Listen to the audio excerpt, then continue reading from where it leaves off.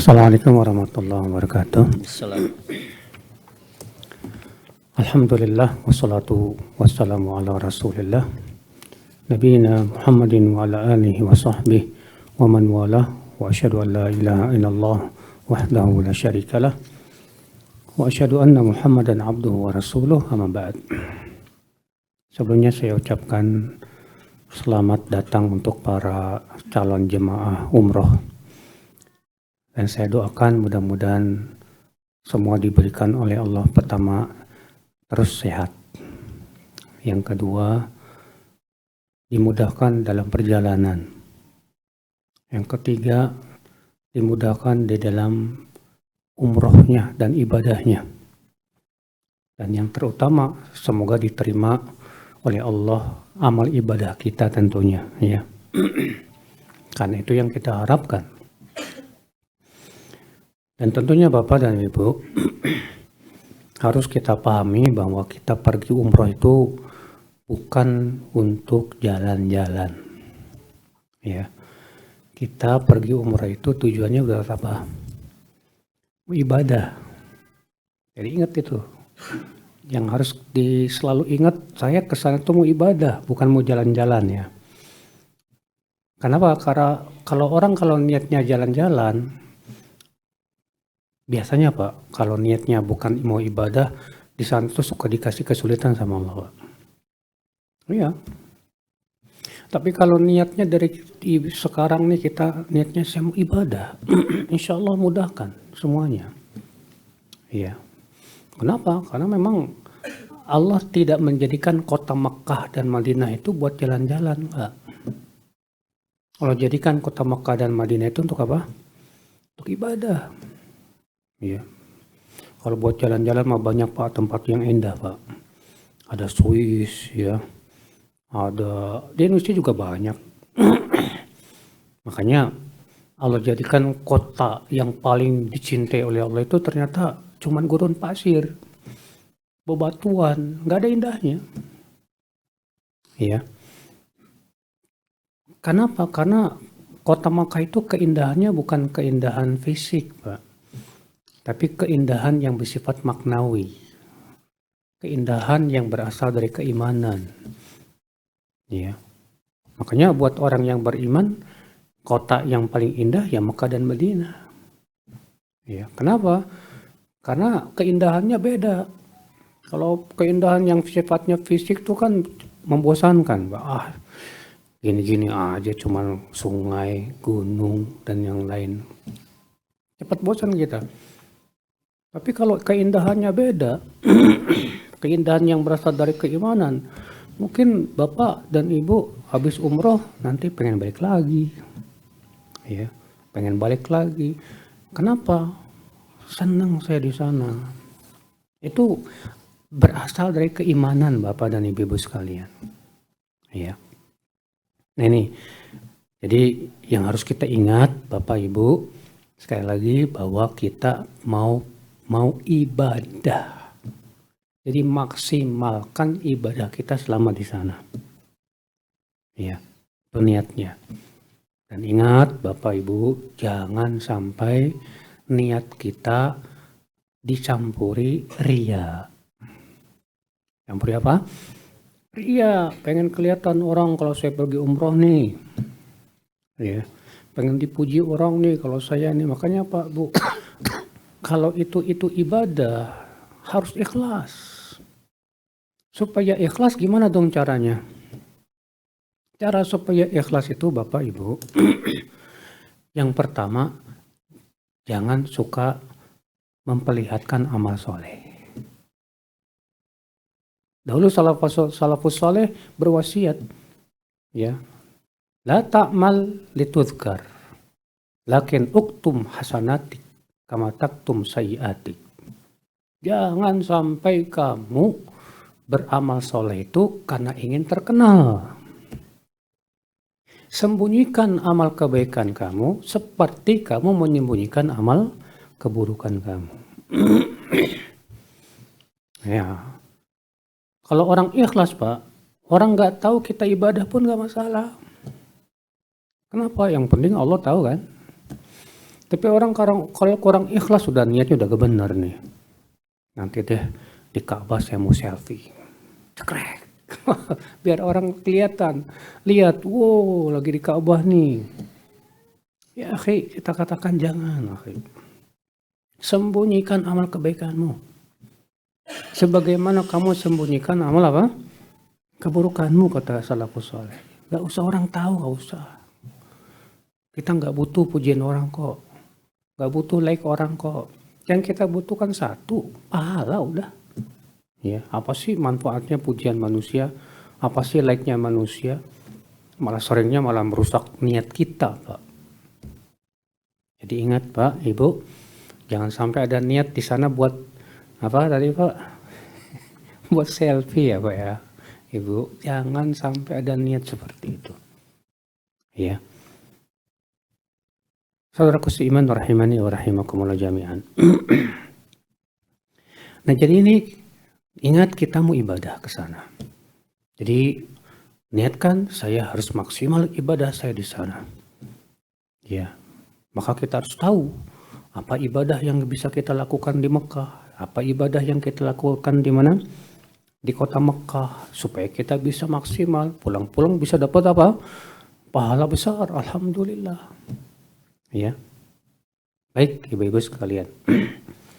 Maka pada kesempatan hari ini, insya Allah kita akan membahas, yang pertama kali itu kita akan bahas itu tentang ibadah umroh itu terlebih dahulu. Kan ini yang paling pokoknya ya. Kemudian setelah itu kita akan bahas juga tentang adab-adab safar. Terus fikih yang berhubungan dengan selama safar. Kemudian juga kita akan bahas insya Allah tentang adab-adab kita di kota Makkah dan Madinah. Ya. Nah ini Ibu-ibu sekalian, insya Allah mudah-mudahan hal ini bermanfaat ya buat kita semua. Baik, kita akan bahas yang pertama Ibu-ibu, yaitu tentang umroh. Tentunya sudah kita ketahui Bapak, Ibu, apa pahalanya umroh. Saya yakin Ibu-ibu dan Bapak udah tahu nih, kenapa? Karena itu yang membuat motivasi kita pengen umroh kan? Apa sih motivasi Ibu-ibu dan Bapak pengen umroh tujuannya? Pasti tujuannya yang pertama selain ridho Allah, pengen mendapatkan keutamaan apa? Umroh. Apa keutamaannya? Yang pertama menggugurkan dosa, Masya Allah. Iya.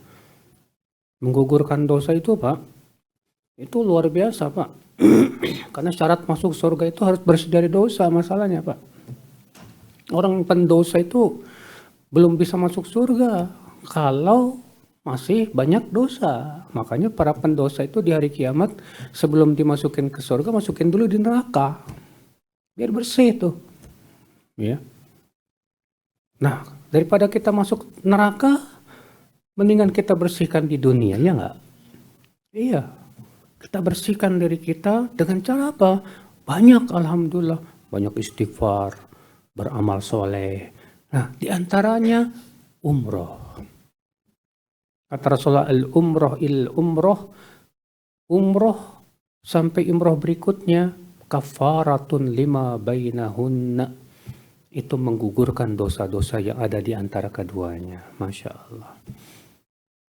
Ya. Apa misalnya alhamdulillah dikasih sama Allah kemudahan buat umrah tiap tahun. Alhamdulillah. Kenapa? Karena setiap kali umrah menggugurkan dosa-dosa di antara kedua umrah itu. Bersih lagi. Alhamdulillah.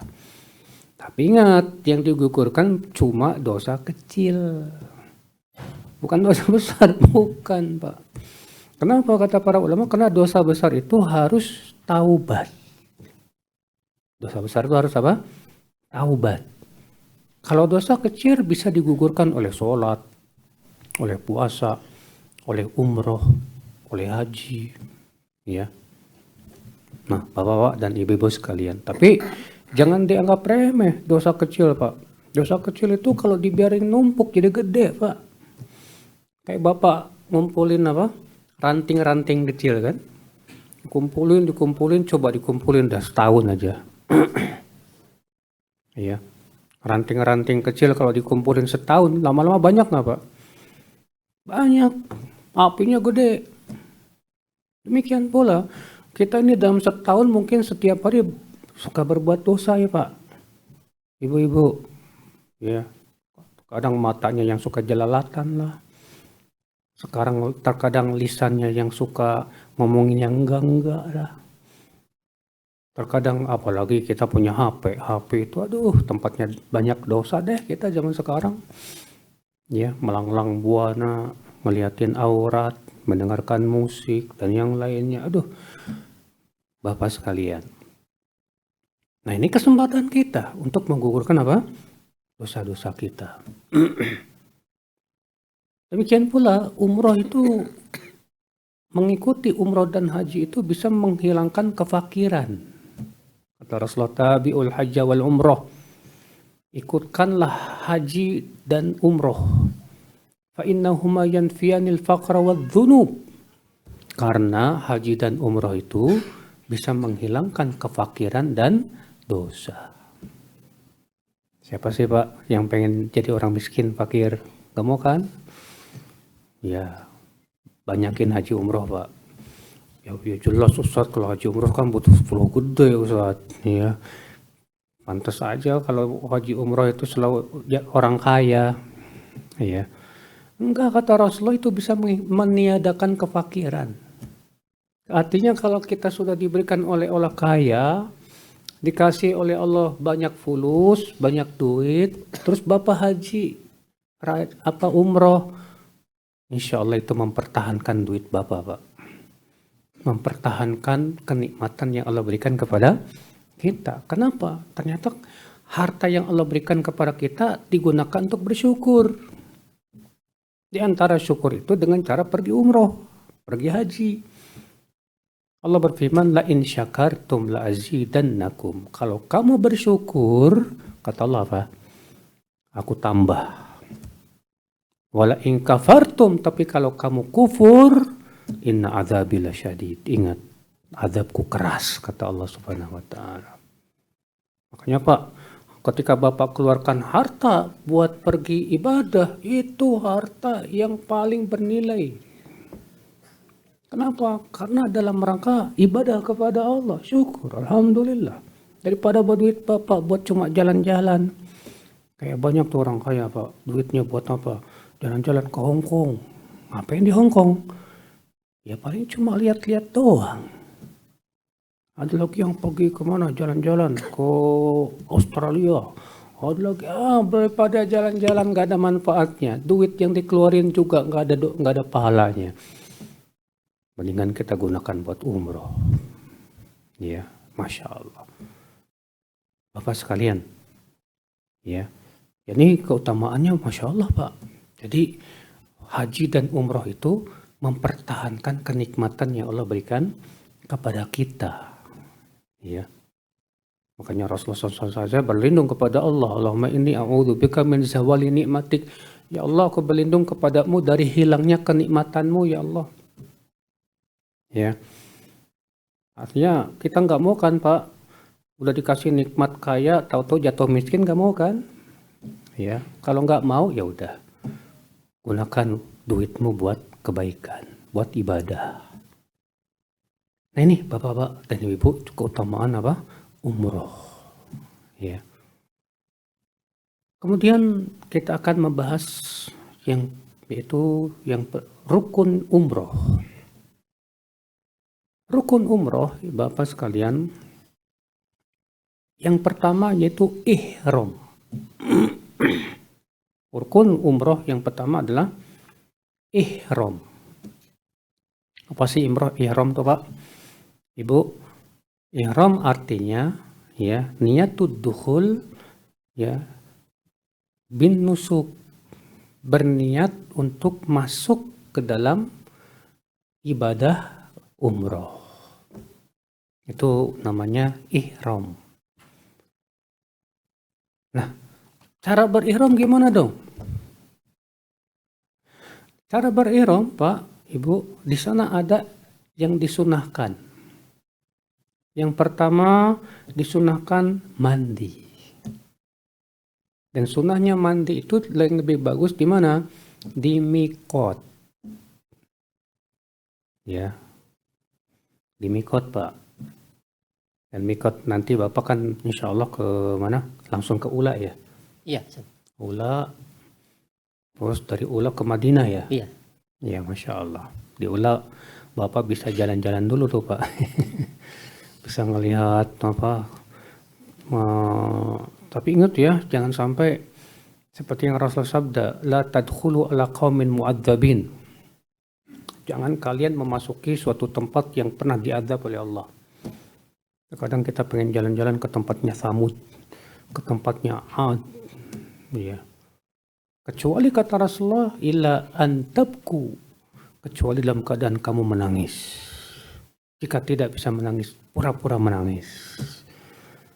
Ya, kadang kita melihat, wah, nggak ingat kalau ini tempat yang diazab oleh Allah Subhanahu wa Ta'ala. Ya. Baik Bapak sekalian. Nah, kalau dari Madinah, kita pasti mikotnya di Bi'ir Ali. Di Bi'ir apa? Ali. Tapi Pak, biasanya apa ya, kalau rame, qadarullah rame, untuk mandi di situ repot Pak. Yang lebih simpel ya mandinya di mana? Di hotel. Mandi dulu di hotel, kemudian bapak-bapak ya udah pakai ihram bawahan tuh. Pakai ihram di bawahan dari hotel tuh. Di atasnya ya mau kaos kayak mau apa terserah. Yang jelas sudah siap-siap ya. Nah, ketika sampai mikot ya tinggal lepas tuh kaosnya. Pakai apa? Baju ihram. Jadi kalau berihram syaratnya harus melepaskan semua apa? Pakaian. Ini untuk laki-laki ya. Tapi itu tidak berlaku untuk perempuan. Ya. Kata para ulama, haram ketika ihram memakai apa? Sesuatu yang berjahit. Sesuatu yang apa? Berjahit. Jadi tinggalkan pakai kain ihram, Bapak. Ya. Kemudian Bapak sekalian, disunahkan juga kata para ulama, yaitu sebelum berihram ya. Ini kita sedang bercerita sebelum ihram dulu. Sebelum berihram itu tadi sudah kita sebutkan mandi dulu ya. Habis mandi gunting kuku Pak. Mungkin bapak punya kukunya pada panjang ya. Kemudian setelah itu pakai minyak wangi. Tapi minyak wanginya nggak boleh di pakaian, ingat. Minyak wanginya di badan. Jadi magobin itu apa sih? Kayak ketiak, ya selangkangan biar nanti nggak bau. Karena kan dalam perjalanan mungkin bapak berkeringat misalnya. Makanya disebutkan dalam Aisyah, Rasulullah SAW, dahulu aku yang memberikan minyak wangi kepada Rasulullah sebelum berihram. Jadi sebelum berihram Rasulullah SAW dipakai minyak wangi. Di mana? Di kepalanya, di lehernya, di ketiaknya, di badannya. Ya Pak ya, jadi jangan lupa ya di kota Madinah beli minyak wangi. Ya Pak ya. Kemudian Bapak sekalian, ketika kita sampai mikot, kita segera masuk ke masjid untuk sholat 2 rakaat di sana. Karena masjid di mikot Bi'ir Ali itu berada di sebuah lembah yang barokah. Namanya Wadi Akik. Ya. Di mana Rasulullah SAW bersabda, Atani Jibril datang kepadaku dan berkata, ya Muhammad, ya, salli fi buq'atin mubarakah. Salatlah kamu di lembah yang barokah itu, yaitu Wadi Akik. Jadi Wadi Akik itu Pak, ternyata disebut sebagai lembah yang barokah. Ya. Disyariatkan kita sholat 2 rakaat di situ Pak. Setelah selesai sholat 2 rakaat, baru kita berniat umroh. Berniat apa? Umroh. Dengan mengucapkan apa? labbaik Allahumma umroh. Labbaik Allahumma apa? Umroh. Ya. Atau boleh juga labbaik umroh, boleh juga. Yang jelas kita sebutkan kata-kata umrohnya tuh Pak. Labbaik umroh. Atau labbaik Allahumma umroh. Boleh dibacakan ketika setelah selesai sholat, boleh. Boleh juga mengucapkannya ketika sudah naik ke bis.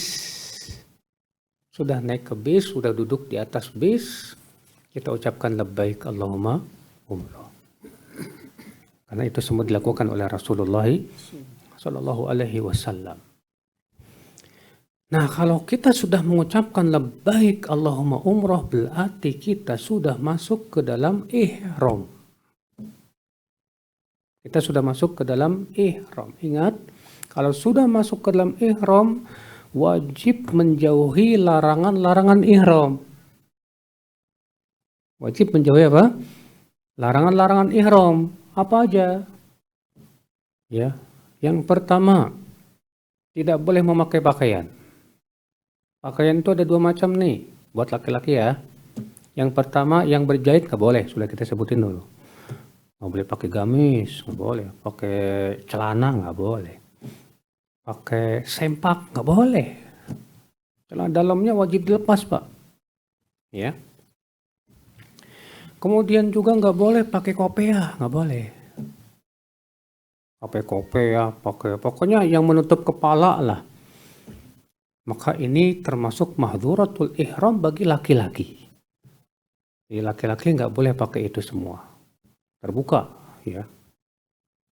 Walaupun Bapak misalnya kepalanya botak ya nggak masalah Pak. Harus dibuka. Ya. Kemudian saudaraku seiman,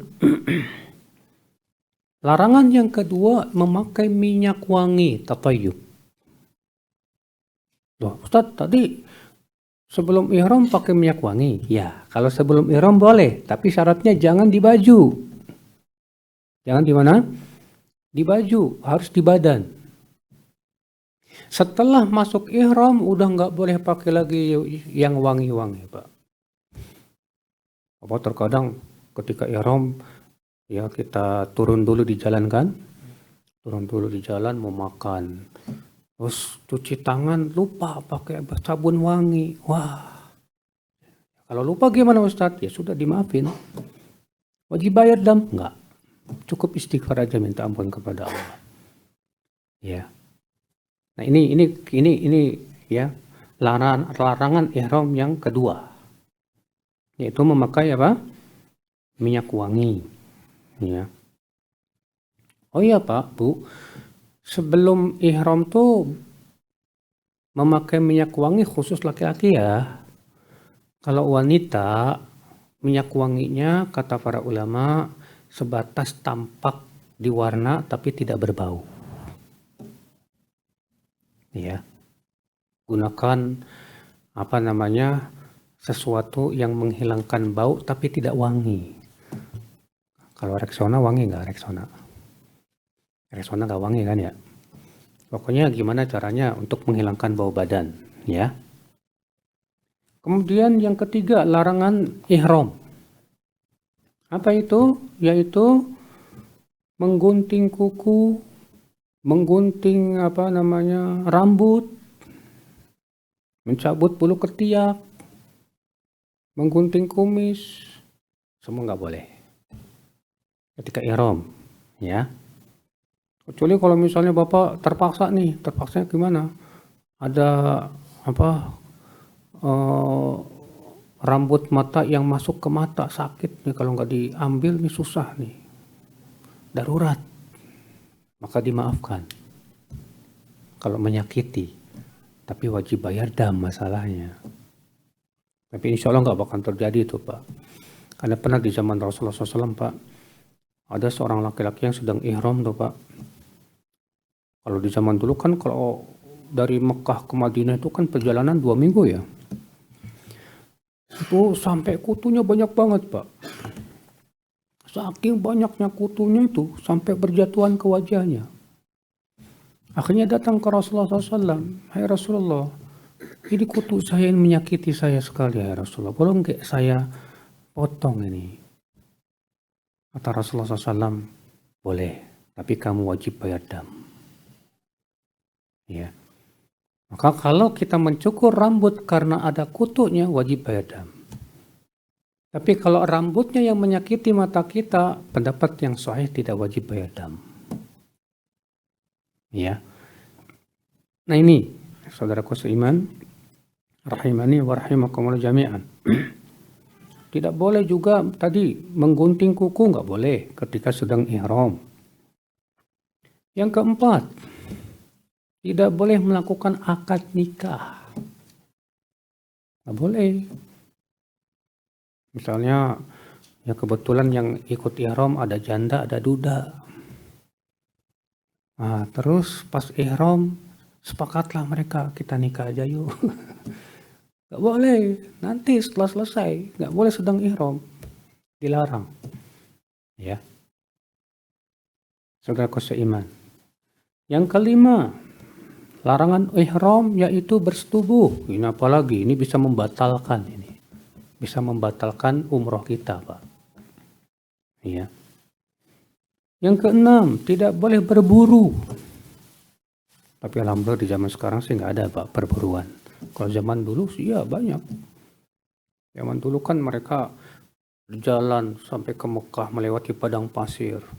Kadang ada hewan buruan gitu, Pak. Itu tidak boleh.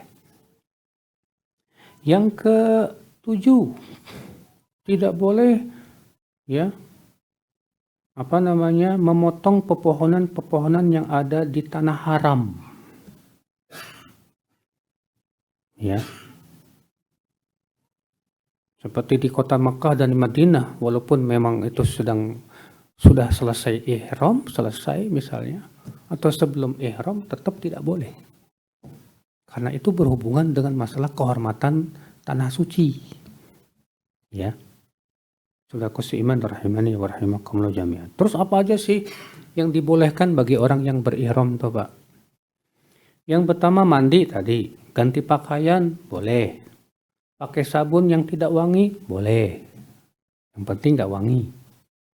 Ya.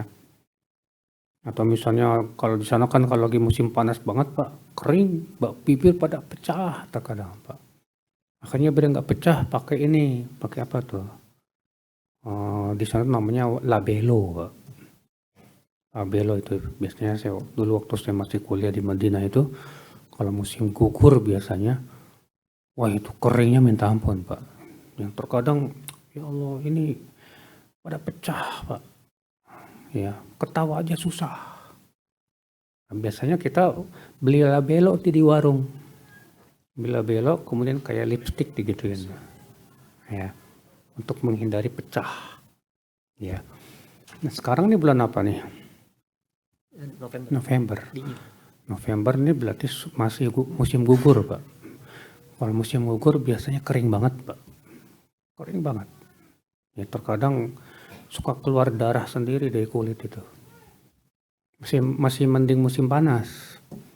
Musim panas itu dari bulan Juni, Juli, Agustus. Musim panas tuh. Tapi kalau sudah mulai September, Oktober, November, udah mulai musim gugur tuh, Pak.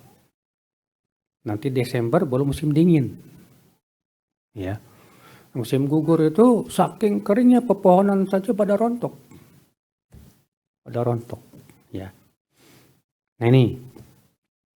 Demikian pula kalau misalnya Bapak lagi di jalan ternyata ada badai debu. Badai debu. Itu saya pernah tuh ngerasain badai debu tuh, Pak. Ngeri banget, Pak. Sampai gelap itu. Debu. Wah. Ya akhirnya kita mau tidak mau harus tutup wajah. Jangan sampai kena debu. Boleh, nggak apa-apa. Ya kata para ulama. Demikian pula pakai sabuk, nggak apa-apa. Demikian pula pakai jam tangan, nggak masalah. Ya. Dan ingat, Pak, sangat tidak dianjurkan ketika ihram itu pakai sepatu. dianjurkan sekali sedang berihram tuh pakai sendal. Kecuali kalau tidak ada sendal kata Rasulullah, baru pakai khuf. Itu pun harus dipotong di bawah mata kaki. Jadi Pak, ya, ketika ihram itu ketika umroh, ketika sudah mulai ihram tuh hendaknya pakai sandal, Pak. Kalau banyak Pak sandal di sana, bagus-bagus kok di sana. Jadi sangat tidak dianjurkan pakai sepatu, tidak dianjurkan itu. Karena pakai sepatu itu kata Rasulullah kalau sudah tidak ada sandal. Kata Rasulullah fa'ilam tajiduna lain falyalbasil khuffain wal yaqta'huma ya tahta ka'bain. Kalau tidak ada sandal lagi kata Rasulullah baru boleh pakai khuf. Tapi hendaklah dipotong di bawah mata kaki. Ya. Demikian pula boleh nggak Ustaz ketika berihram itu pakai celak? Boleh, selama tidak wangi. Ya. Boleh nggak kalau kita berteduh di bawah pohon? Nggak masalah. Seperti itu tidak apa-apa. Ya. Boleh nggak kalau misalnya kita qadarullah sedang ihram itu tangan kita terluka terus pakai hansaplast? Boleh, nggak apa-apa. Itu semua diperbolehkan. Nah ini Bapak sekalian yang berhubungan dengan ihram. Ya. Sekarang kita masuk rukun yang kedua, yaitu tawaf. Tawaf di mana? Di Ka'bah. Ingat, tempat tawaf hanya ada di Ka'bah. Nggak boleh tawaf di kuburan, haram. Termasuk syirik. Ya. Jadi di sana nanti jangan salah tawaf, Pak. Tawafnya harus di mana? Di Ka'bah, Pak. Ya. Apa syarat sah tawaf? Bapak dan Ibu sekalian. Apa sih keutamanya tawaf? Sebutkan dalam hadis, Pak. Keutamaan tawaf itu, Pak, setiap langkah kaki itu, setiap langkahnya menggugurkan satu dosa, mengangkat satu derajat. Setiap langkahnya, bayangkan. Kalau Bapak tawaf itu langkahnya banyak banget berapa, tapi nggak usah dihitungin Pak, ya. Yang jelas kita berusaha Pak, ya tawaf. Syaratnya apa? Yang pertama niat dalam rangka ibadah itu harus, karena itu ibadah, ya. Yang kedua syaratnya yaitu sebagian jumhur ulama mengatakan wajib di atas kesucian, wudu dulu. Ini pendapat jumhur. Buat tawaf itu syaratnya harus di atas kesucian. Ustaz gimana Ustaz? Pas di tengah-tengah kentut. Ya. Berwudu. Atas pendapat jumhur yang mengatakan wajib di atas kesucian, wajib dia berwudu. Jauh Ustaz. Karena harus keluar dulu. Ya udah, Bapak datangi aja tempat air Zam-Zam, Pak. Di situ bisa apa? Bisa wudu. Rame Ustaz, susah banget, gimana itu? Ya. Maka Bapak kalau bisa bawalah alat untuk berwudu, semprotan. Kalau memang khawatir nanti ketika tawaf itu batal, Pak. Iya, ini atas pendapat jumhur. Sedangkan Abu Hanifah pendapatnya apa? Tawaf itu tidak disyaratkan harus di atas kesucian. Alasannya kata Abu Hanifah, Rasulullah dahulu haji wada bersama ratusan ribu para sahabat, tapi tidak ada satupun riwayat Rasulullah menyuruh mereka berwudu sebelum tawaf. Ya. Dan ini yang dirajihkan oleh Syekhul Islam Ibnu Taimiyah rahimahullah. Ya, saya sendiri pribadi condong kepada pendapat ini. Bahwa tawaf itu tidak disyaratkan harus di atas kesucian, tapi lebih utama di atas kesucian, di atas wudu. Ya. Ibu-ibu dan bapak sekalian. Kemudian, ya, syarat tawaf apa lagi? Syarat tawaf itu harus 7 keliling. Gak bisa tawar tuh Ustaz. 5 lah, gak bisa. Harus 7. Seperti halnya antum sholat zuhur harus 4 rakaat. Kenapa? Karena yang menentukannya Allah Subhanahu wa taala. Ya. Boleh nggak saya tambah Ustaz? Berapa? 8. Nggak boleh. Masa nggak boleh Ustaz mau ibadah aja kok. Loh, yang menentukan masalahnya Allah dan Rasulnya. Kalau Allah sudah menentukan, jangan ditambah-tambah, jangan dikurangi. Seperti antum sholat zuhur, saya mau 5 rakaat, boleh nggak? Nggak boleh. Sama halnya dengan tawaf. Ya, Bapak dan Ibu sekalian. Kemudian syarat tawaf berikutnya Pak, Ibu, yaitu memulai tawaf dari Hajar Aswad. Mulai tawaf itu dari mana? Hajar Aswad. Ustadz, saya mulainya dari Rukun Yamani, boleh nggak? Tetap harus dari Hajar Aswad. Bagaimana mulainya? Ya, kalau bisa kita cium Hajar Aswad. Nggak bisa Ustadz, terlalu rame. Ya, pegang aja. Nggak bisa juga. Ada tongkat, pakai tongkat jauh-jauh. Nggak bisa juga. Ya udah, cukup melambaikan tangan dari jauh dan berkata, Allahu Akbar.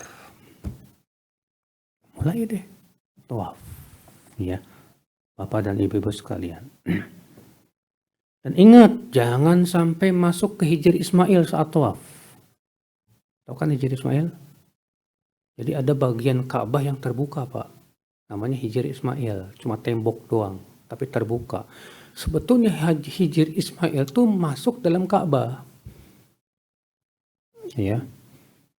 Jadi harus di luar Hijr Ismail, nggak boleh ke dalam, nggak boleh. Orang Indonesia kan suka nyari jarang tikus, Pak. Daripada ke sono jauh, menilah sinilah. Nggak sah. Ya. Tidak diperbolehkan. Saudaraku seiman rahimani rahimakumullah jami'an. Kemudian saat tawaf ada sunnah-sunnah yang hendaknya kita perhatikan, Pak. Apa sunnah tawaf? Sunnah tawaf itu Pak, yaitu yang pertama ittiba. Ittiba. Apa sih ittiba? Memakai kain ihram, tapi diginiin, jadi kelihatan pundak kanannya. Kalau ada kainnya di ini. Ya.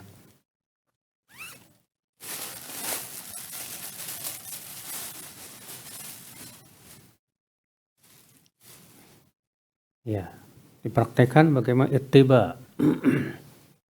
Nah, seperti itu, Pak. Jadi harus pundak kanan ya, jangan salah. Jangan sampai pundak kiri. Pundak kanan. Nah, seperti itu ittiba. Itu ingat tapi ya, ittiba ini khusus dalam tawaf. Dan khusus untuk laki-laki. Perempuan kagak boleh. Aurat. Ya. Yang kedua, sunnah tawaf, Pak, 3 putaran pertama itu jalan cepat. Tapi ini khusus laki-laki. Ya. Tapi kalau misalnya gara-gara jalan cepat malah jadi bubar nih. Ibu-ibu pada ketinggalan, jadi pada bingung. Ya udah, nggak apa-apa, jalan aja kok. Kenapa? Kan itu hukumnya sunnah aja kok. Itu hukumnya sunnah, tidak wajib. Ya, ibu-ibu sekalian. Kemudian sunnah tawaf apa lagi? Memperbanyak zikir. Ya, ketika kita tawaf, Pak, sibukkan zikir. Jangan sibukkan ngeliatin. Kadang kalau orang baru umroh ya, baru sekali pergi tuh, itu melihat Ka'bah itu kayak gimana gitu, ya Allah ya.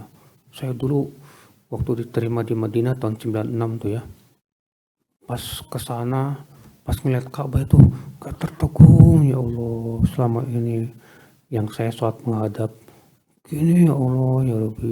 Sampai pas tawaf itu Pak, lupa udah berapa ya.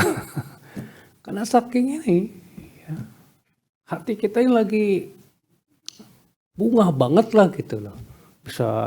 Bisa tawaf, Masya Allah. Terus kalau lupa gimana Ustaz? Kalau lupa ya, ketika tawaf itu udah berapa keliling, ambil yang yakin, buang yang ragu. Ambil yang yakin, buang yang apa? Yang ragu. Gimana maksudnya? Gini Pak. Kalau Bapak lupa nih, tawafnya apakah sudah 5 apa 6? Yang yakinnya berapa? Kalau Bapak ragu apakah sudah 5 atau 6, yang yakin yang mana? Yang 5 pasti, yang 5 sudah yakin. Yang diragukan yang mana?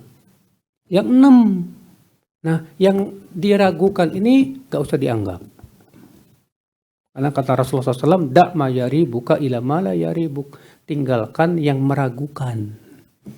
Ambil yang tidak meragukan. Ya udah, ambil 6 aja. Ambil 5, tambah lagi 1. Ya, itu caranya. Jadi Pak, ini Pak, jadi sunnahnya pas tawaf itu banyakin zikir. Subhanallah, alhamdulillah, la ilaha illallah, Allahu akbar. Gak perlu juga harus dibimbing sama pembimbing. Allahumma, Allahumma. Itu gak perlu Pak. Ya. Kenapa? Selain itu mengganggu orang, yang kedua juga kita jadi banyak kurangnya zikirnya Pak. Karena nungguin dulu siapa? Pemandu. Yang ketiga itu tidak ada syariatnya. Jadi masing-masing aja subhanallah, alhamdulillah, la ilaha illallah, Allahu akbar, subhanallah, alhamdulillah, la ilaha illallah, Allahu akbar. Cuman pembimbing ya, kalau misalnya tawafnya itu pakai apa sih? Pakai handphone apa yang headset. Nah, sekali-kali ingetin ya headset subhanallah alhamdulillah la ilaha illallah Allahu akbar, supaya apa? Supaya jamaah nggak meleng gitu, banyakin zikir lagi subhanallah alhamdulillah la ilaha illallah Allahu akbar. Nah ketika kita jalan nih dari Hajar Aswad terus muter sampai ke Rukun Yamani ya, contoh misalnya Pak, ini Ka'bah nih, ini Hajar Aswad sini, kita kan muter sini ya. Nah ini Rukun Yamani yang ini. Rukun Yamani sebelah sini Pak. Maka Bapak sekalian, ketika kita sampai Rukun Yamani, disunahkan kita istilam. Apa istilam? Megang. Kalau bisa. Kalau nggak bisa karena rame, nggak disunahkan mengangkat tangan, nggak usah. Jalan aja. Ya. Nah, antara Rukun Yamani sampai Hajar Aswad ini, zikirnya apa? Doa sapu jagat. Rabbana atina fid dunya hasanah wa fil akhirati hasanah wa qina adzabannar. Terus sampai ke Hajar Aswad. Sampai Hajar Aswad ucapkan lagi Allahu Akbar. Berarti udah selesai satu putaran tuh. Jalan lagi. Terus zikir lagi, begitu Pak. Ya. Nah ini Bapak dan Ibu sekalian. Kemudian Pak, ketika tawaf ya, tidak boleh dijeda dengan waktu yang panjang. Misal ketika tawaf nih, capek, istirahat dulu ya. Ya udah, mau kemana istirahatnya? Ke rumah makan. Oke, ke rumah makan dulu, makan nasi uduk. Ya, balik lagi baru terusin tawaf. Kata para ulama, kalau jedanya terlalu panjang, wajib dimulai dari awal lagi. Adapun kalau jedanya pendek saja, hanya misalnya dijeda karena pengen minum dulu, gak apa-apa. Dijeda karena capek, istirahat dulu sebentar, karena penat, gak apa-apa, silahkan. Biasanya kalau tawafnya di atas tuh Pak, tawaf di atas tuh kan lumayan tuh Pak, 1 keliling hampir 1 kilo itu Pak. 7 keliling tuh bisa hampir 7 kilo tuh Pak. Wah itu kalau nggak biasa jalan kaki, lumayan Pak. Aduh, pada pegel benar Pak. Ya, makanya Bapak-bapak dari sekarang latihan jalan deh Pak. Benar, latihan jalan dari sekarang Pak. Soalnya kenapa? Berat Pak. Kalau lagi rame tawaf itu lama banget Pak. Lama jalan.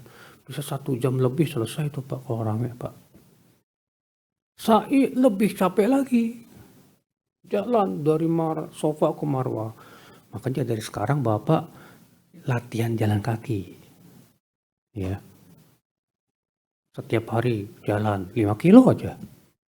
5 kilo. Supaya apa? Supaya ototnya sudah terbentuk nih. Jadi ketika kita tawaf, kita sa'i, insya Allah nggak ini. Atau bapak ibu mau trekking dulu ke gunung silahkan. Iya, biar persiapan gitu Pak. Iya, nggak apa-apa. Atau mau nge-gym dulu, ya silahkan. Ya yang penting persiapan fisik penting Pak. Ya, saudara seiman rahimani wa rahimakumullah jami'an. Setelah selesai tawaf, udah 7 keliling, udah alhamdulillah. Setelah itu apa? Sholat 2 rakaat. Sholat 2 rakaat itu sunnahnya di belakang makom Ibrahim. Kok makom? Makom di sini bukan kuburan, Pak.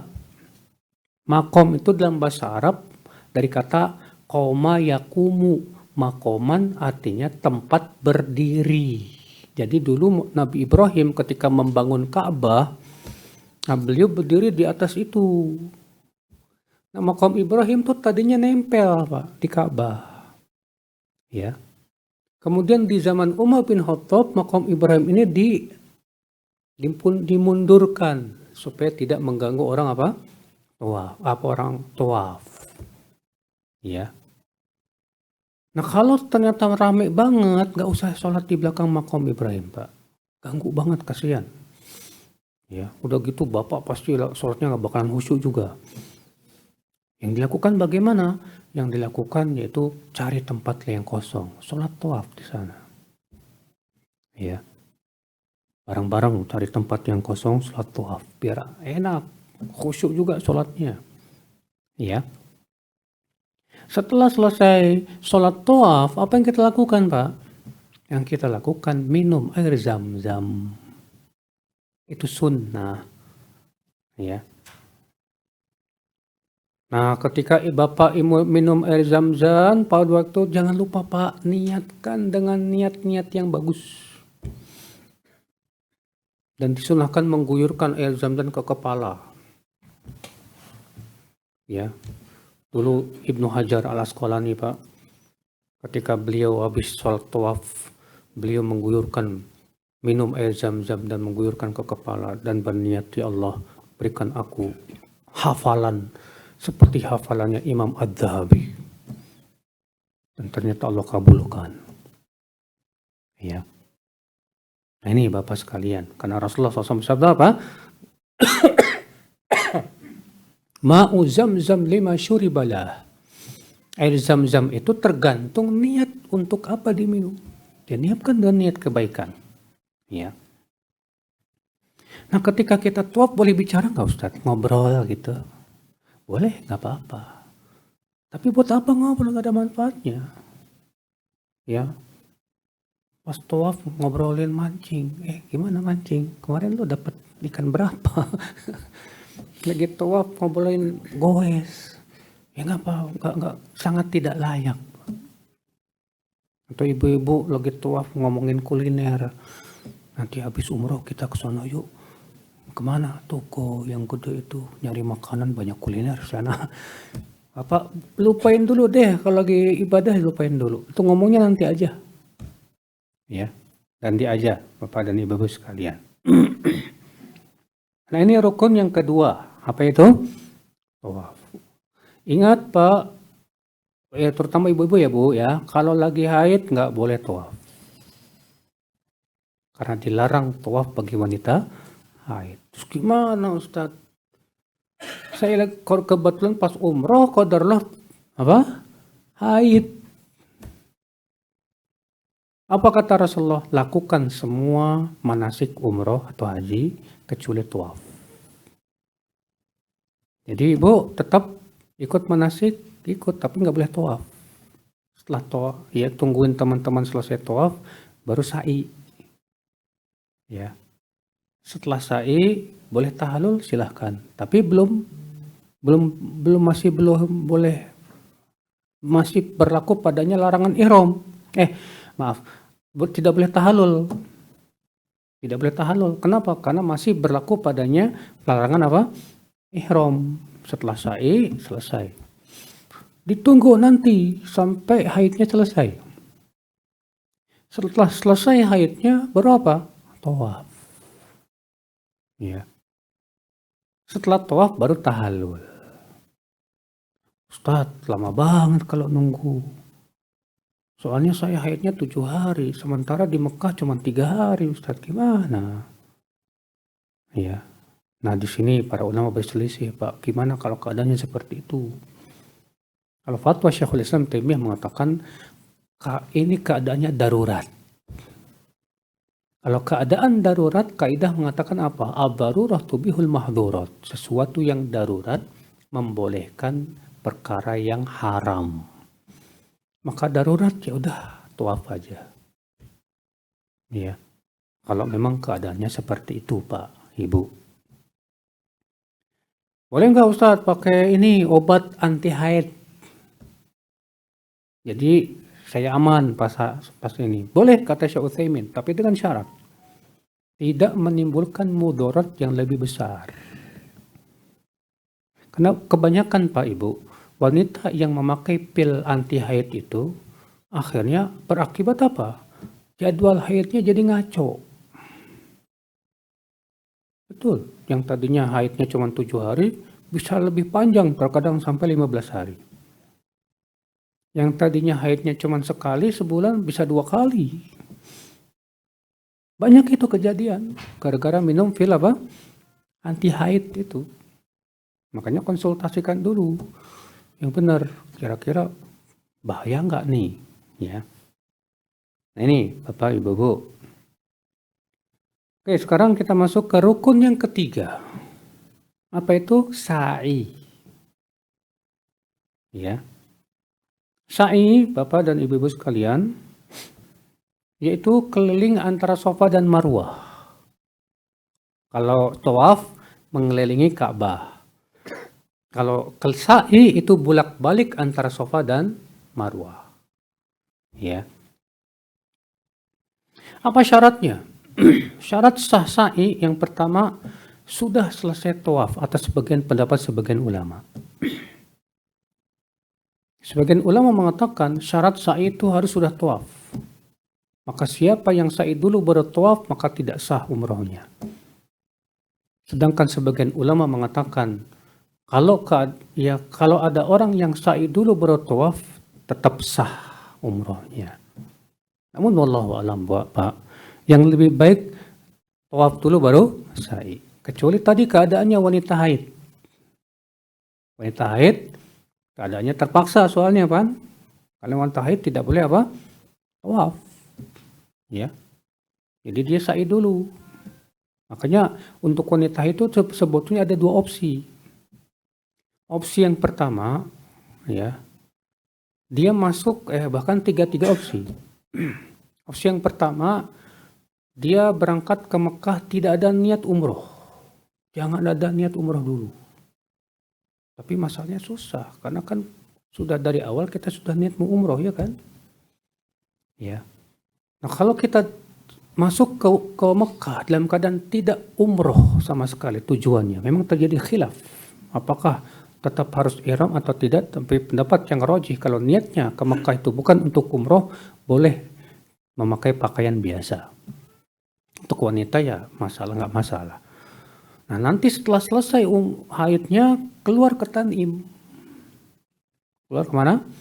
Ke Tan'im, mulai ihramnya dari Tan'im. Baru kemudian umroh. Ya. Opsi yang kedua yang saya sebutkan tadi, tetap berihram.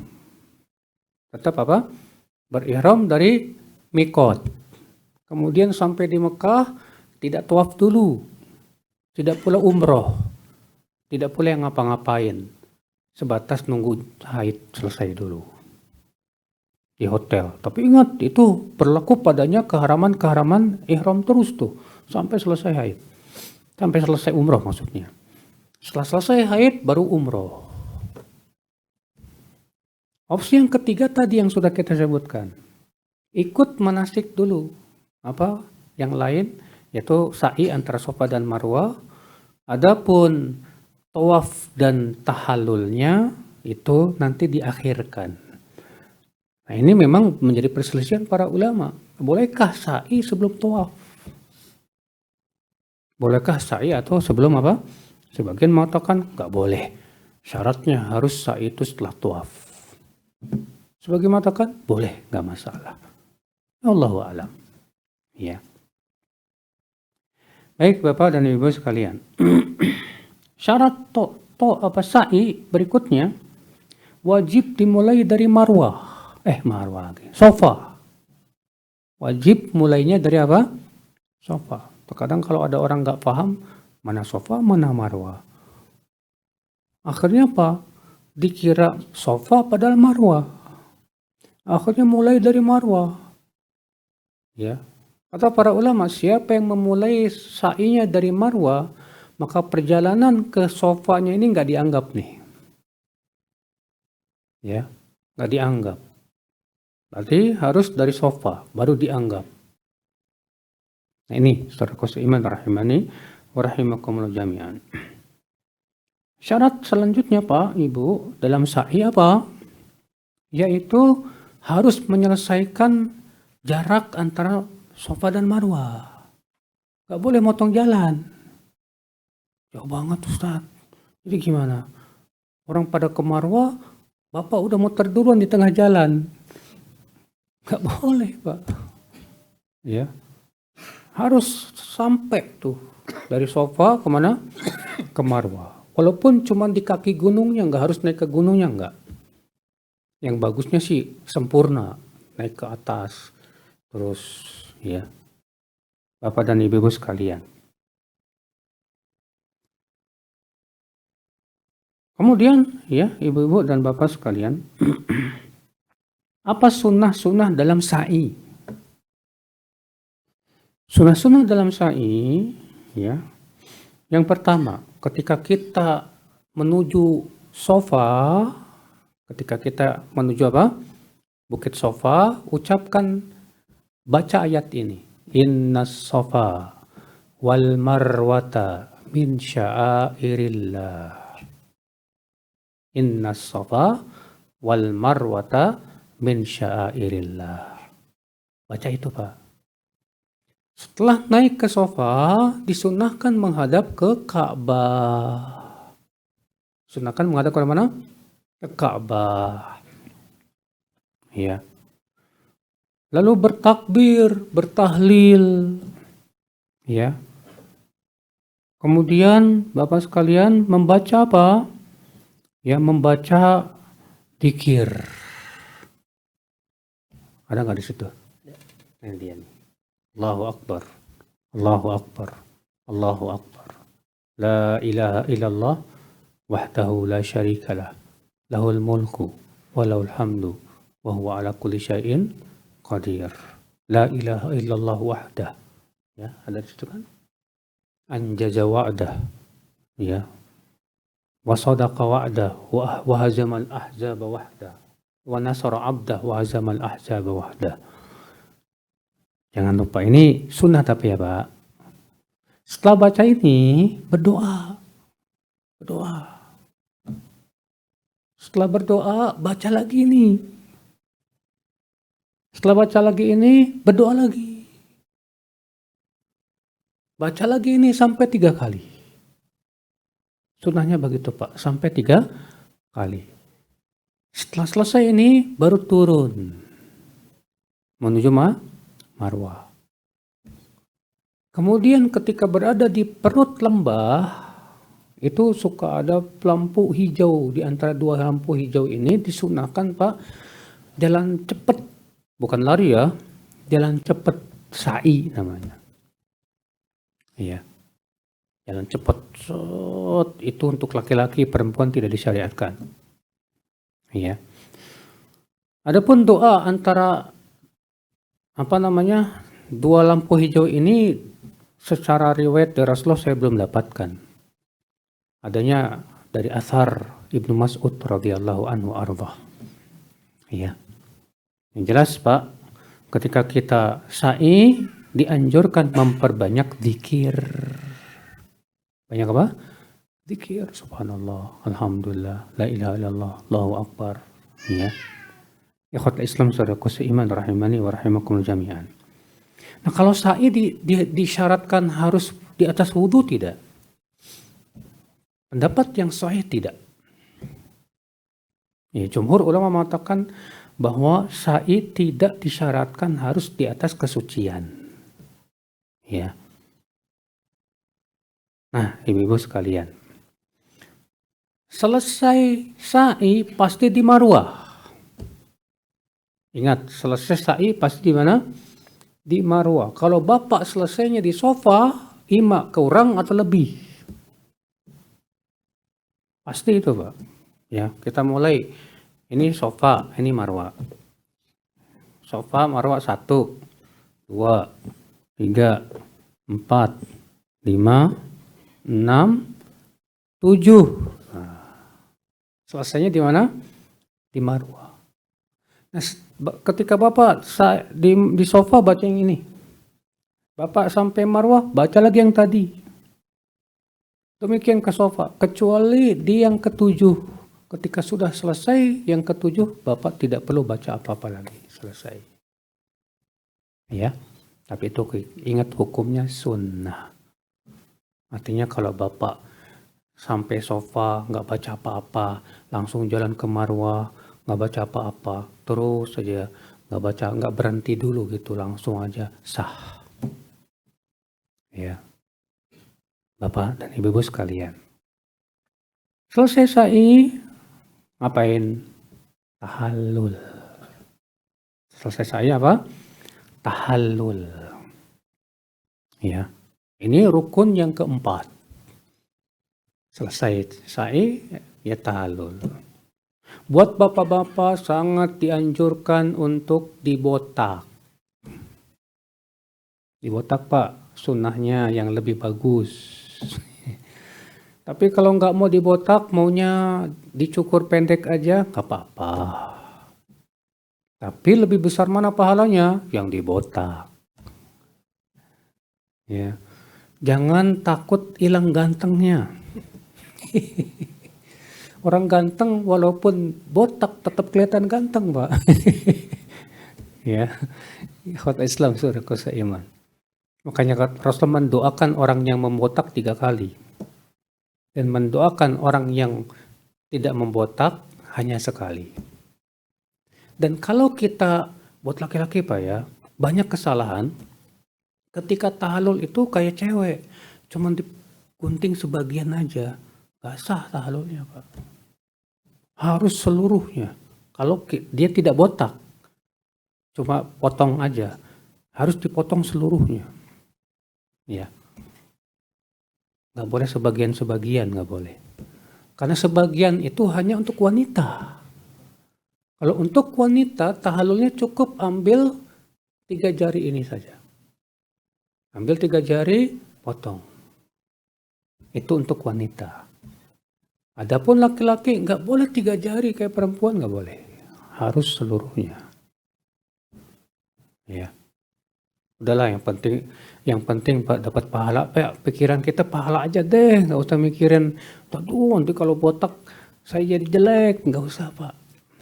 Ya, jelek di depan orang tapi masya Allah ganteng di depan Allah. Ya, saudaraku seiman rahimani wa rahimakumullah jami'an. Udah tahu loh, selesai, alhamdulillah. Ya, dan ibu-ibu kalau bisa Bu, tahallulnya di hotel aja Bu. Sebab kalau tahallulnya di Marwah, berakibat nanti kelihatan auratnya. Yang lebih bagus buat ibu-ibu, tahallulnya nanti aja di hotel, potong di hotel. Ya, itu lebih aman. Makanya bapak-bapak ya, kalau bapak berangkat umroh tuh Pak, udah siapin duit nih Pak. Ya, buat apa? Buat tahallul nanti.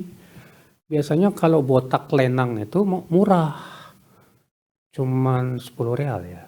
12. Nah, 12 sekarang. Zaman saya kalau botak lenang itu cuma 5 real. Zaman saya. Kalau potong 10 real. Sekarang udah 12 real. Ya, kalau potong biasanya sampai 20 atau bahkan 30 real. Ya, memang lebih murah botak lenang dan lebih besar pahalanya. Ya. Nah ini Bapak dan Ibu sekalian. Nah, alhamdulillah selesai pembahasan kita tentang apa? Ibadah umroh. Ya. Kemudian Pak, adab selama kita berada di Mekah dan Madinah, apa yang harus kita lakukan Pak? Sudah kita sebutkan tadi Pak, bahwa kita di sana tujuannya ngapain? Mau ibadah. Kalau di Madinah, ibadah yang paling utama di sana itu yang pertama sholat berjamaah di masjid. Yang kedua duduk di majlis taklim.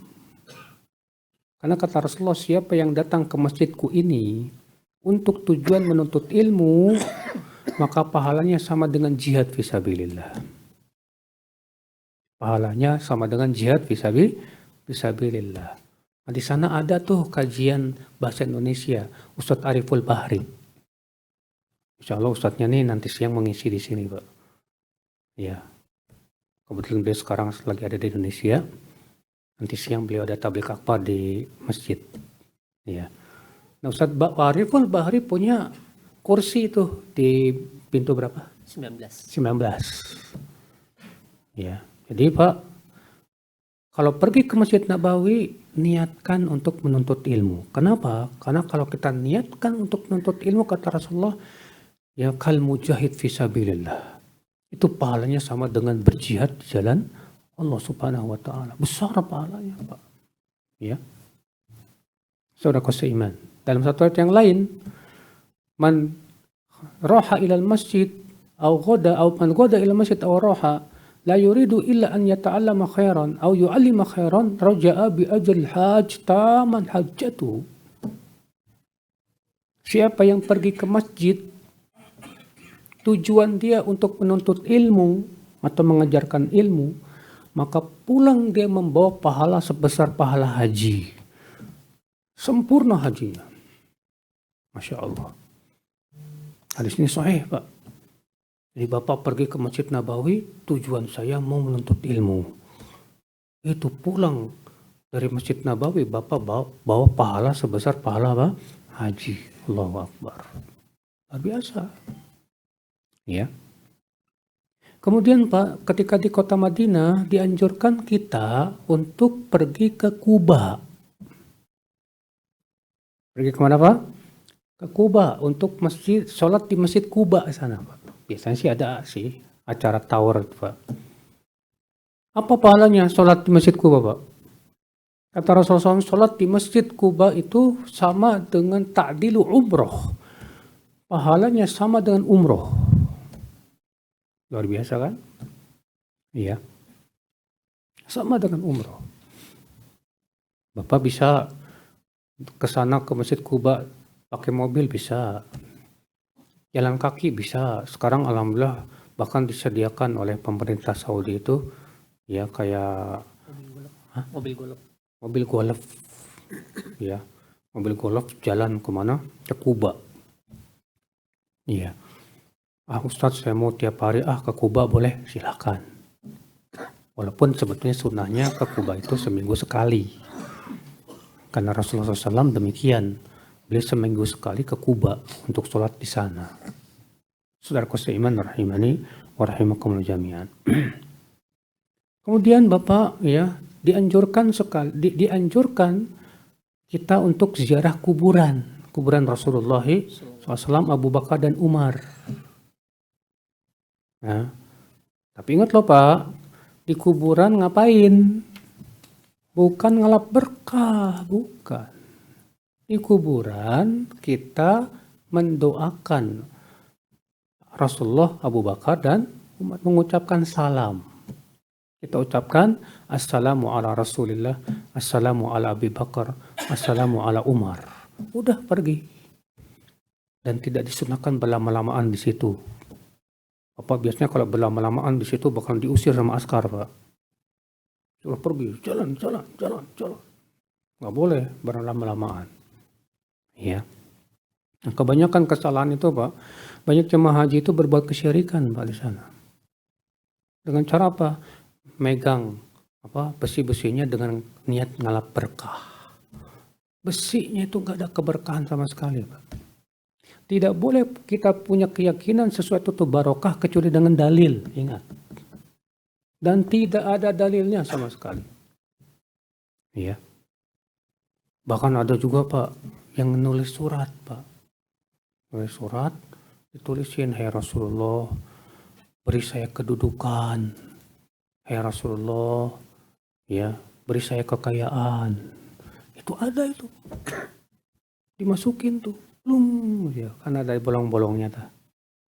Saya punya teman ditugaskan untuk mengambil kertas-kertas yang di dalam kuburan itu. Kebanyakan dari orang Indonesia ternyata Pak. Dibaca, ya itu isinya. Hai Rasulullah, yang satu minta kekayaan, yang satu minta. Ini syirik. Berdoa itu hanya kepada siapa?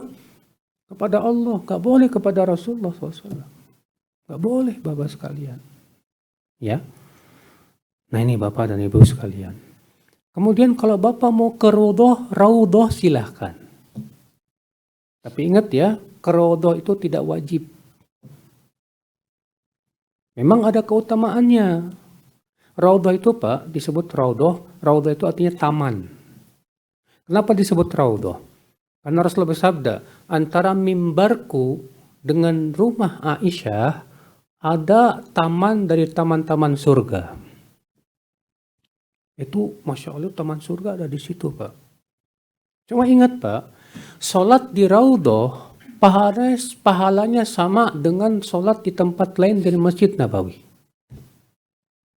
Karena Rasulullah tidak menyebutkan keutamaan sholat di raudhah, tidak ada.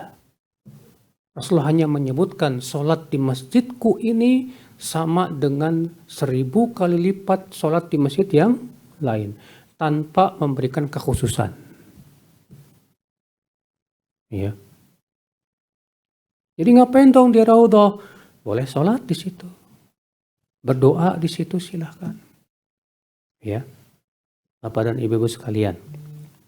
Nah ini. Kalau nggak ke raudhah, nggak apa-apa, nggak dosa. Karena ke raudhah itu hukumnya sunnah saja. Ya jangan sampai juga tentunya Pak. Karena ke raudhah akhirnya Bapak apa? Rebutan, sikut-sikutan. Malah nyakitin orang, gak boleh. Ya. Akhirnya kita malah bawa dosa itu. Padahal hukumnya sunnah aja. Bapak dan Ibu sekalian. Kemudian Pak, selama di kota Makkah dan Madinah itu Pak, ingat kita sedang berada di tanah suci. Ingat, tanah suci itu adalah tanah, tempat, kota yang kalau kita berbuat dosa di situ, dosanya jadi gede. Lebih besar mana? Di kota Makkah atau di Madinah? Di Mekah. Kalau kita sholat di Masjidil Haram, pahalanya 100.000 kali lipat dibandingkan di masjid yang lain. Kalau kita sholat di Masjid Nabawi, pahalanya 1000 kali lipat dibandingkan dengan masjid yang lain. Coba. Insya Allah. Iya. Ingat Pak, kita sedang berada di tanah haram, hormati tanah haram. Perbuatan amal soleh dilipat gandakan di sana. Perbuatan dosa pun sama, dibesarkan dosanya. Jadi jangan sampai pulang ke Indonesia tekor. Ternyata lebih gede dosanya. Ya, terutama Bapak Pak, jaga pandangan mata. Di sana banyak yang bening-bening Pak. Ya, hati-hati. Ya, sering-sering menundukkan pandangan di sana. Ingat, ya, Bapak dan Ibu sekalian. Kemudian Pak, tanah haram itu tidak boleh, ada hal-hal yang tidak boleh dilakukan selama tanah haram. Yang pertama, ya, mencabut atau memotong pepohonan yang ada di sana, nggak boleh. Rantingnya dipatahkan nggak boleh. Ya, haram. Yang kedua, kalau kita menemukan barang temuan tidak boleh diambil. Apa ngelihat duit di mana? Di tanah. Berapa tuh? 50 real. Injek ada orang nggak ya? Bapak ambil, nggak boleh. Kecuali kata Rasulullah dalam rangka untuk mengembalikan ke orangnya. Boleh. Jadi barang temuan yang ada di tanah haram nggak boleh diambil. Yang ketiga Pak, tidak boleh mengusir hewan-hewan yang ada di sana. Kadang Pak, di Mekah atau di Madinah suka banyak manuk japati Pak, burung merpati itu Pak. Terus Bapak usir gitu, nggak boleh. Dosa itu Pak, dilarang. Iya. Kalau ngasih makanan boleh nggak? Sebetulnya boleh saja, cuman sekarang pemerintah Saudi memberlakukan peraturan nggak boleh juga. Iya. Allahu alam, Bapak dan Ibu sekalian. Nah itu Pak, kekhususan tanah haram ya Pak ya. Jadi tanah haram itu tanah yang suci, tanah yang sakral. Wajib kita hormati Pak. Iya, agungkan. Saudaraku seiman. Adapun di Mekah, ibadah yang sangat ditekankan di Mekah adalah Pak, banyakin tawaf. Banyakin tawaf sunnah ya. Tawaf sunnah. Nanti selesai 7 keliling, sholat 2 rakaat. Setelah sholat 2 rakaat, Bapak mau tawaf lagi, silakan. 7 keliling, 2 rakaat. Iya. Jadi banyakin tawaf Pak. Banyak ibadah di sana deh, bener. Saya dulu waktu umroh, ya orang-orang pada pergi ke Taif jalan-jalan, nggak mau saya. Ngapain jalan-jalan? Di Indonesia juga banyak kok tempat jalan-jalan. Saya kesini mau ibadah, mendingan daripada ke Taif seharian, berangkat pagi pulang malam, mendingan saya tawaf di Masjidil Haram. Mendingan saya banyakkan ibadah, biar saya dapat pahala besar. Kalau pergi ke tawaf cuma jalan-jalan nggak dapat pahala. Tapi Bapak kalau mau ke Taif boleh juga sih, silahkan. Tapi ingat nggak ada pahalanya apa-apa. Memang di Taif itu di sana tuh daerah pegunungan tinggi Pak. Pegunungan tinggi itu di atas 2000 meter. Dan dingin Pak. Di sana ada wahana-wahana. Kayak kereta gantung. Ya, bisa melihat pegunungan Taif. Terus ada apa sih kayak top buahnya Pak. Ya, buah-buahan yang ada di Taif itu Masya Allah Pak, segar-segar. Ya, kalau di Taif itu istilahnya puncaknya orang Jakarta lah Pak. Orang Jakarta kan Sabtu Minggu pada pergi ke puncak kan. Nah kalau orang Mekah di hari libur kepada liburannya ke Taif tuh Pak. Ya, kenapa? Karena memang daerah dingin selalu berkabut saja. Ya, saudaraku seiman rahimani wa rahimakumullah jami'an. Waktu itu saya jadi pembimbing jamaah pada minta ke Taif. Ustaz, ke Taif dong. Ya udah deh, nggak apa-apa, sekali-kali ajakin ke Taif di sana. Ya itu main wahana, main apa sih yang go-kart tuh Pak, tapi jauh tuh, jauh sekali Pak. Apa sih pakai mobil gitu Pak, ya keliling-keliling gunung ada di sana. Tapi ya saya nggak ada pahalanya sih, cuma seneng aja, ya cuma seneng. Jadi nih Bapak dan Ibu sekalian. Nah Pak, setelah selesai kita mau pulang, apakah disunahkan tawaf wada? Sebagian ulama mengatakan sunnah saja, hukumnya nggak wajib. Beda dengan haji. Kalau haji tawaf wada hukumnya wajib. Adapun untuk umroh tawaf wada tidak wajib. Bahkan sebagian ulama mengatakan tidak ada tawaf wada. Karena Rasulullah 4 kali umroh nggak ada tawaf wada. Iya. Artinya kalau kita tidak tawaf wada pun nggak masalah. Demikian Bapak. Kemudian yang terakhir Pak, yang berhubungan dengan adab safar. Ini mohon maaf, ini agak lama ini. Ya. Tentunya Pak, ketika kita safar, hendaknya kita memperhatikan adabnya ya Pak ya. Apa adab safar Pak? Yang pertama, dimulai dari semenjak di rumah. Ketika Bapak mau pergi umroh, ya, disarankan Pak untuk pamitan ke tetangga, kasih tahu tetangga. Tapi nggak perlulah Bapak untuk undang orang sekampung, bikin walimahan, nggak ada sunahnya. Yang terpenting tetangga-tetangga kita tahu kita mau pergi kemana. Sebab kita bakalan titipin tuh rumah kita ke siapa? Ke tetangga. Yang jaga rumah kita siapa lagi kalau bukan tetangga, Pak? Adabnya kasih tahu. Ya, ke tetangga. Kemudian Bapak, sebelum berangkat, sebelum meninggalkan rumah, sunnahnya sholat 2 rakaat dulu di rumah, 2 rakaat. Rasulullah menganjurkan kalau kita mau keluar rumah, mau pergi, sholat 2 rakaat. Apa keutamanya Ustaz? Kata Rasulullah, tamna'ani min makhrajis su, akan mencegah dari tempat keluar yang buruk.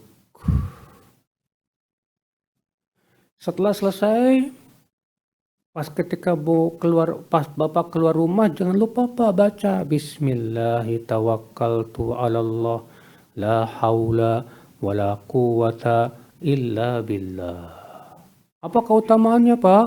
Kata Rasulullah, siapa yang mengucapkan ini ketika keluar rumah, akan dikatakan kepadanya, hudita wa kufita wa wukita. Kamu sudah diberi hidayah, kamu dicukupi, dan kamu dilindungi.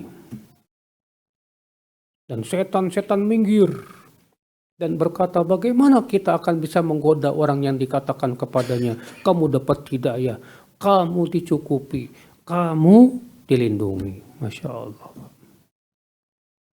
Jangan lupa juga Pak, ketika naik kendaraan, jangan lupa naik doa Pak, kendaraan.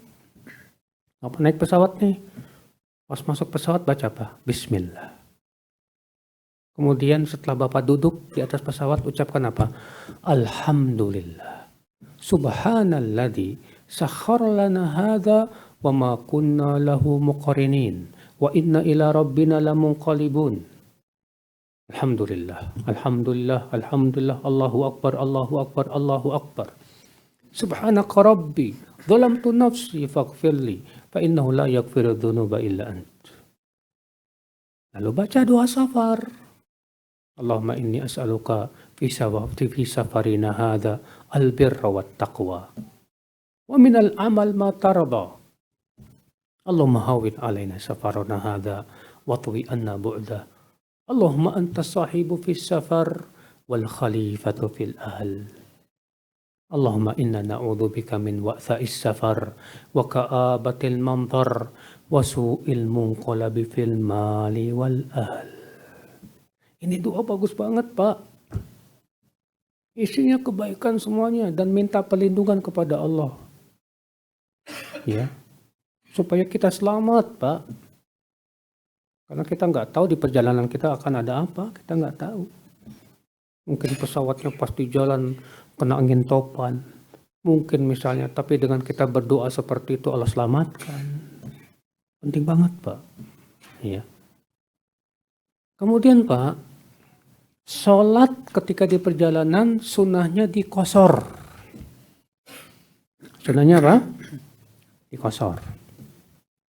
Sebutkan dalam hadis Rasulullah SAW kalau berangkat sebelum zuhur, beliau undurkan sholat zuhurnya di waktu asar. Beliau jamak di waktu asar 2 rakaat, 2 rakaat. Demikian pula ketika Rasulullah berangkat sebelum maghrib, ya, beliau undurkan maghribnya di waktu apa? Isya. Kemudian beliau jamak 3 rakaat, 2 rakaat. Adapun kalau berangkatnya setelah zuhur, cukup kita sholat zuhur saja 4 rakaat. Ya, atas riwayat yang paling sahih. Asar nanti, pas sudah masuk asar di pesawat. Ya. Berapa rakaat? 2 rakaat. Jadi kalau musafir itu sunnahnya dikosor, Pak. Karena Rasulullah SAW sering kali safar dan tidak pernah sekalipun sholatnya sempurna. Makanya sebagian ulama sampai berpendapat bahwa mengkosor sholat saat safar itu wajib hukumnya. Kecuali kalau kita sholat di belakang imam mukim. Selama Bapak di Madinah berarti bermakmum kepada imam yang mukim, nggak boleh qasar. Ya, Bapak sekalian, rahimani wa rahimakumullah jami'an. Jadi ini Pak, kalau Bapak misalnya sholatnya di hotel aja Ustadz, qasar. Tapi ingat Pak, musafir pertama, musafir tidak wajib sholat berjamaah dengan ijma seluruh ulama. Tapi kalau Bapak sholat berjamaah di masjid lebih besar pahalanya. Kenapa? Karena sudah saya sebutkan tadi, sholat di Masjid Nabawi sama dengan 1000 kali lipat sholat di masjid lain.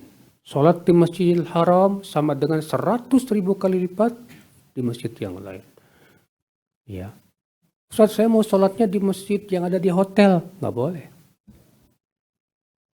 Kalau berjamaah ngikutin yang ada di Masjidil Haram, tapi di hotel, nggak boleh.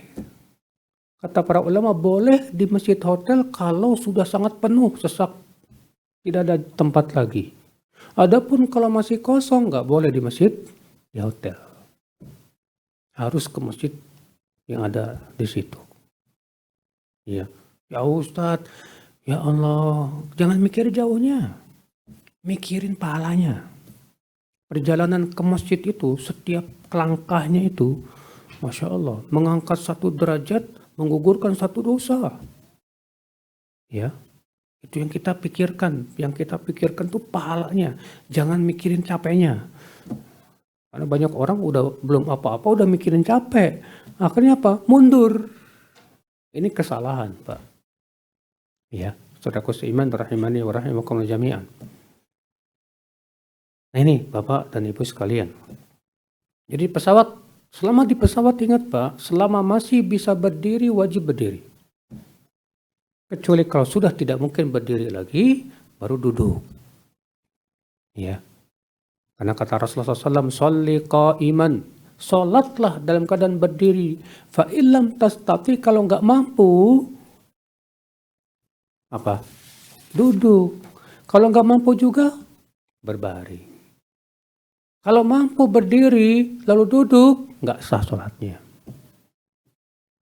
Ya, nah Bapak dan Ibu sekalian, kalau nggak ada tempat sholat di sana gimana Ustaz di pesawat? Minta izin ke pramugari. Ada tempat yang agak lowong, yang gede itu, ya. Saya mau sholat di sini Pak, Bu. Kalau dilarang bilang, ya secara syariat Islam sholat itu wajib berdiri selama mampu, dan saya mampu. Bilang ke karena pramugarinya rata-rata nggak sholat masalahnya. Ya. Bahkan terkadang pramugarinya bukan muslim. Ya. Saudaraku seiman rahimani wa rahimakumullah jami'an. Ustaz, boleh nggak Ustaz? Saya selama di Mekah dan Madinah jamak qasar terus. Boleh, silakan. Tapi masalahnya Bapak akan kehilangan banyak keutamaan. Itu aja. Ya. Demikian Bapak sekalian. Kemudian Pak, disyariatkan ketika pesawat naik itu ucapkan apa? Allahu Akbar. Dan ketika turun ucapkan apa? Subhanallah. Itu sunnah Rasul. Dahulu para sahabat kalau naik ke tempat tinggi takbir. Tapi jangan dikerasin. Ketika turun tasbih. Ya. Kemudian Bapak sekalian, jangan lupa ya Pak, kalau bisa Bapak di sana beli oleh-oleh buat dibagi-bagiin ke tetangga. Kalau nggak bisa beli oleh-oleh di sono, disunahkan sampai rumah nyembelih kambing untuk dibagi-bagikan ke tetangga dan fakir miskin sebagai rasa syukur kepada Allah. Itu perbuatan para sahabat. Yang lebih bagus, ya. Tapi nggak apa-apa, nggak masalah. Kalau duitnya terbatas gimana? Ya udah, ya. Cuma bisa minta maaf ke tetangga, maaf ya nggak bisa beli apa-apa, ya. Duitnya terbatas. Saudaraku seiman rahimani wa rahimakumullah jami'an. Ini Pak, ya, secara ringkas dari adab safarnya. Semoga yang saya sampaikan bermanfaat. Mungkin ada pertanyaan, tapi sebelumnya saya mau ke toilet dulu. Nah, Ya. Alhamdulillah, terima kasih banyak Ustaz. Jazakallahu khair atas materi yang telah disampaikan, dan insyaallah ya banyak ilmu yang kita dapatkan telah kita simak dari penjelasan mengenai fikih ihram, juga ada ketika di tanah haram ya ada safar. Dan Bapak Ibu sekalian, silakan jika ada pertanyaan ditulis ya, di situ sudah disediakan apa yang belum dipahami, tapi yang penting terkait masih dalam fikih umroh ya, itu safar atau adab di sana atau adab adab di tanah haram, silahkan ditanyakan.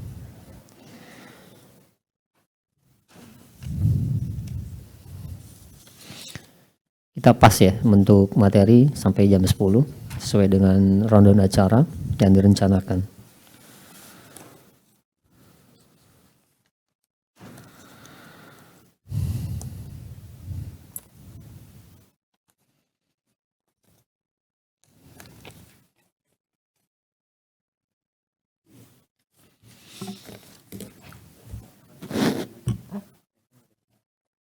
Kenapa? Oh, belum. Silakan Bapak-bapak, ini baru dari akhwat yang katanya. Tadi ada satu, bukan, belum?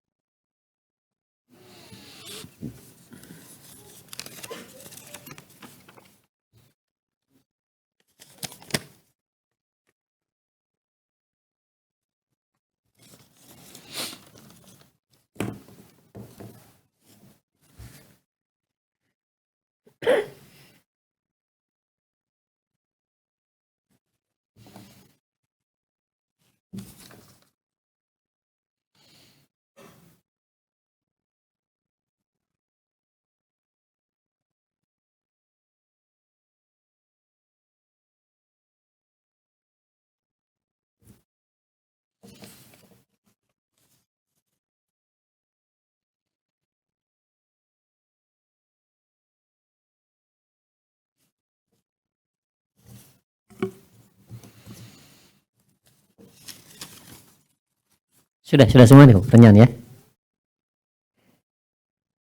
Boleh? Ya, Dek.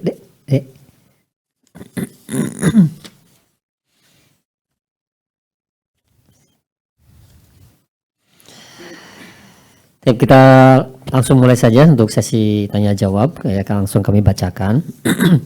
Yang pertama,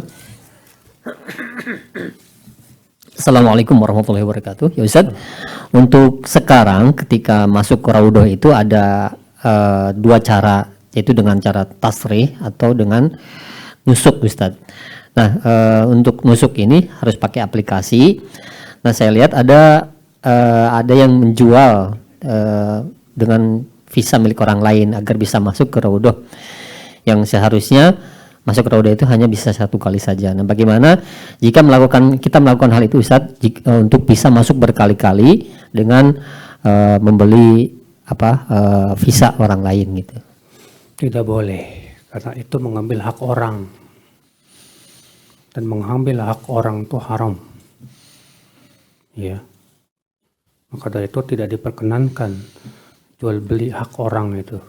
Ya, makanya Pak, memang kalau kita umroh itu harus punya sifat sabar Pak, harus bisa menahan diri, harus bisa pokoknya sabar untuk tidak berbuat hal-hal yang tidak baik lah Pak.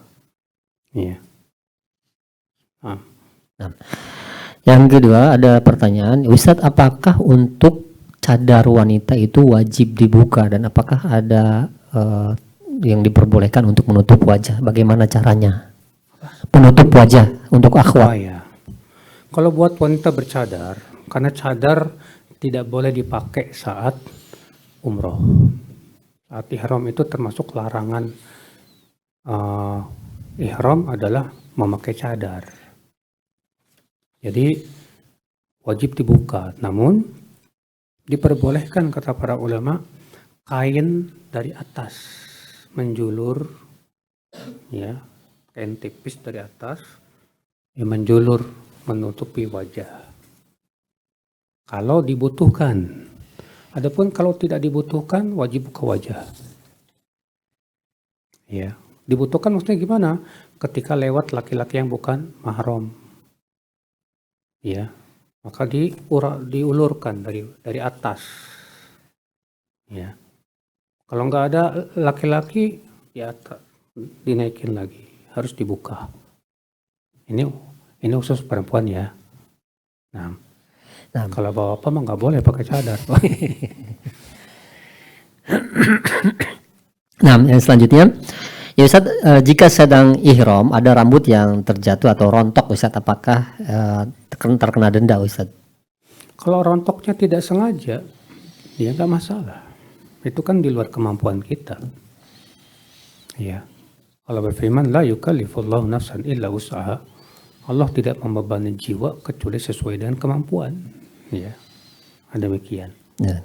Selanjutnya, ya Ustaz, apakah saat safar kita diperbolehkan untuk puasa? Apa? Puasa. Saat safar puasa. Nah. Boleh saja.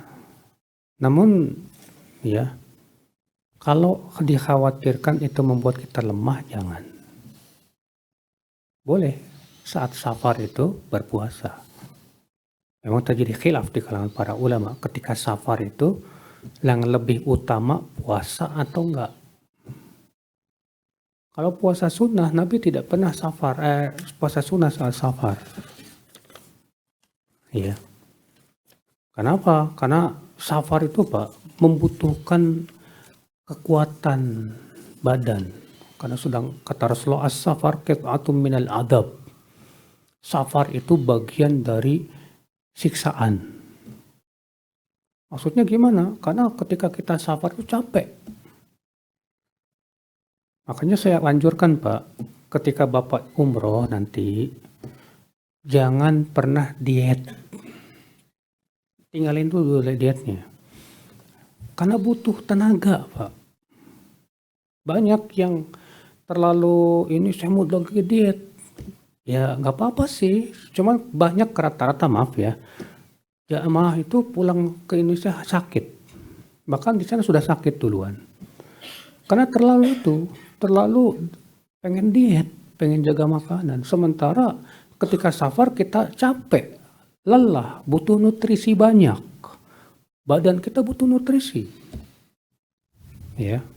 Jadi justru kalau kita safar Pak, mendingan sih jangan puasa deh.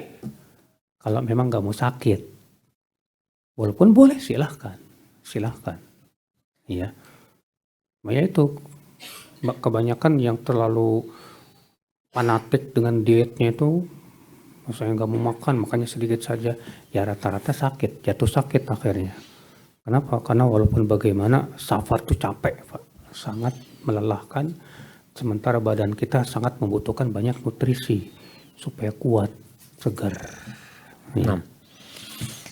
Nah, selanjutnya ada pertanyaan, Ustaz, apakah boleh kita mengunyah makanan atau cemilan ketika tawaf atau sa'i? Ketika sa'i sambil ngemil? Iya. Boleh saja, cuman Pak, kita kehilangan banyak keutamaan. Harusnya banyak zikir. Ya. Ini makan permen. Mau zikir nggak bisa. Akhirnya kehilangan banyak kesempatan untuk berzikir. Ya. Yang lebih baik tinggalkan ada isom semua Pak. Ya, tinggalkan. Sekali-kali untuk minum air zam-zam di pinggir gitu, minggir dulu minum air zam-zam, haus. Boleh silahkan, nggak apa-apa. Iya. Nah, ada pertanyaan kembali, Ustadz, apakah ada yang menyatakan bahwa di sana boleh minum air zam-zam sambil berdiri? Dan bagaimana jika kita minum air biasa, katanya Ustadz? Minum itu pada asalnya sunnahnya duduk. Karena Rasulullah menyuruh untuk duduk ketika minum. Kecuali kalau keadaannya ramai, nggak ada tempat duduk, maka boleh. Karena Nabi SAW pernah ketika Haji Wada minum air zam-zam sambil berdiri. Ya. Bahkan jumhur ulama mengatakan bahwa berduduk saat minum itu hukumnya sunnah muakkadah, tidak sampai kepada wajib. Ya, namun duduk itu yang lebih baik. Bahkan sebutkan dalam hadis, siapa yang minum sambil berdiri, falyastaqi, hendaklah dimuntahkan kembali. Sampai ada perintah Nabi begitu. Itu menunjukkan sangat ditekankan sekali, Pak, untuk duduk sambil minum sambil duduk. Ya Allah a'lam. Nah, alhamdulillah. Selanjutnya ya Ustadz, bolehkah tahallul atau mencukur rambut itu dengan dilakukan sendiri Ustadz? Apa? Tahallul atau mencukur rambut sendiri. Boleh, nggak apa-apa. Cuman masalahnya kalau laki-laki bisa nggak kalau semuanya gitu? Kan suka nggak kelihatan, Pak. Set. Kecuali mungkin pakai kaca kali ya sendiri. Silahkan aja, nggak apa-apa. Tahallul boleh sendiri. Dulu Rasulullah SAW ketika umroh tahun ke-6, ya kan beliau tidak boleh masuk Mekah kan, dihalang-halangi oleh kaum musyrikin. Akhirnya Allah menyuruh Rasulullah SAW untuk tahallulnya di mana? Di Hudaybiyah. Akhirnya ya Rasulullah SAW cukur sendiri, botakin sendiri, boleh, nggak masalah.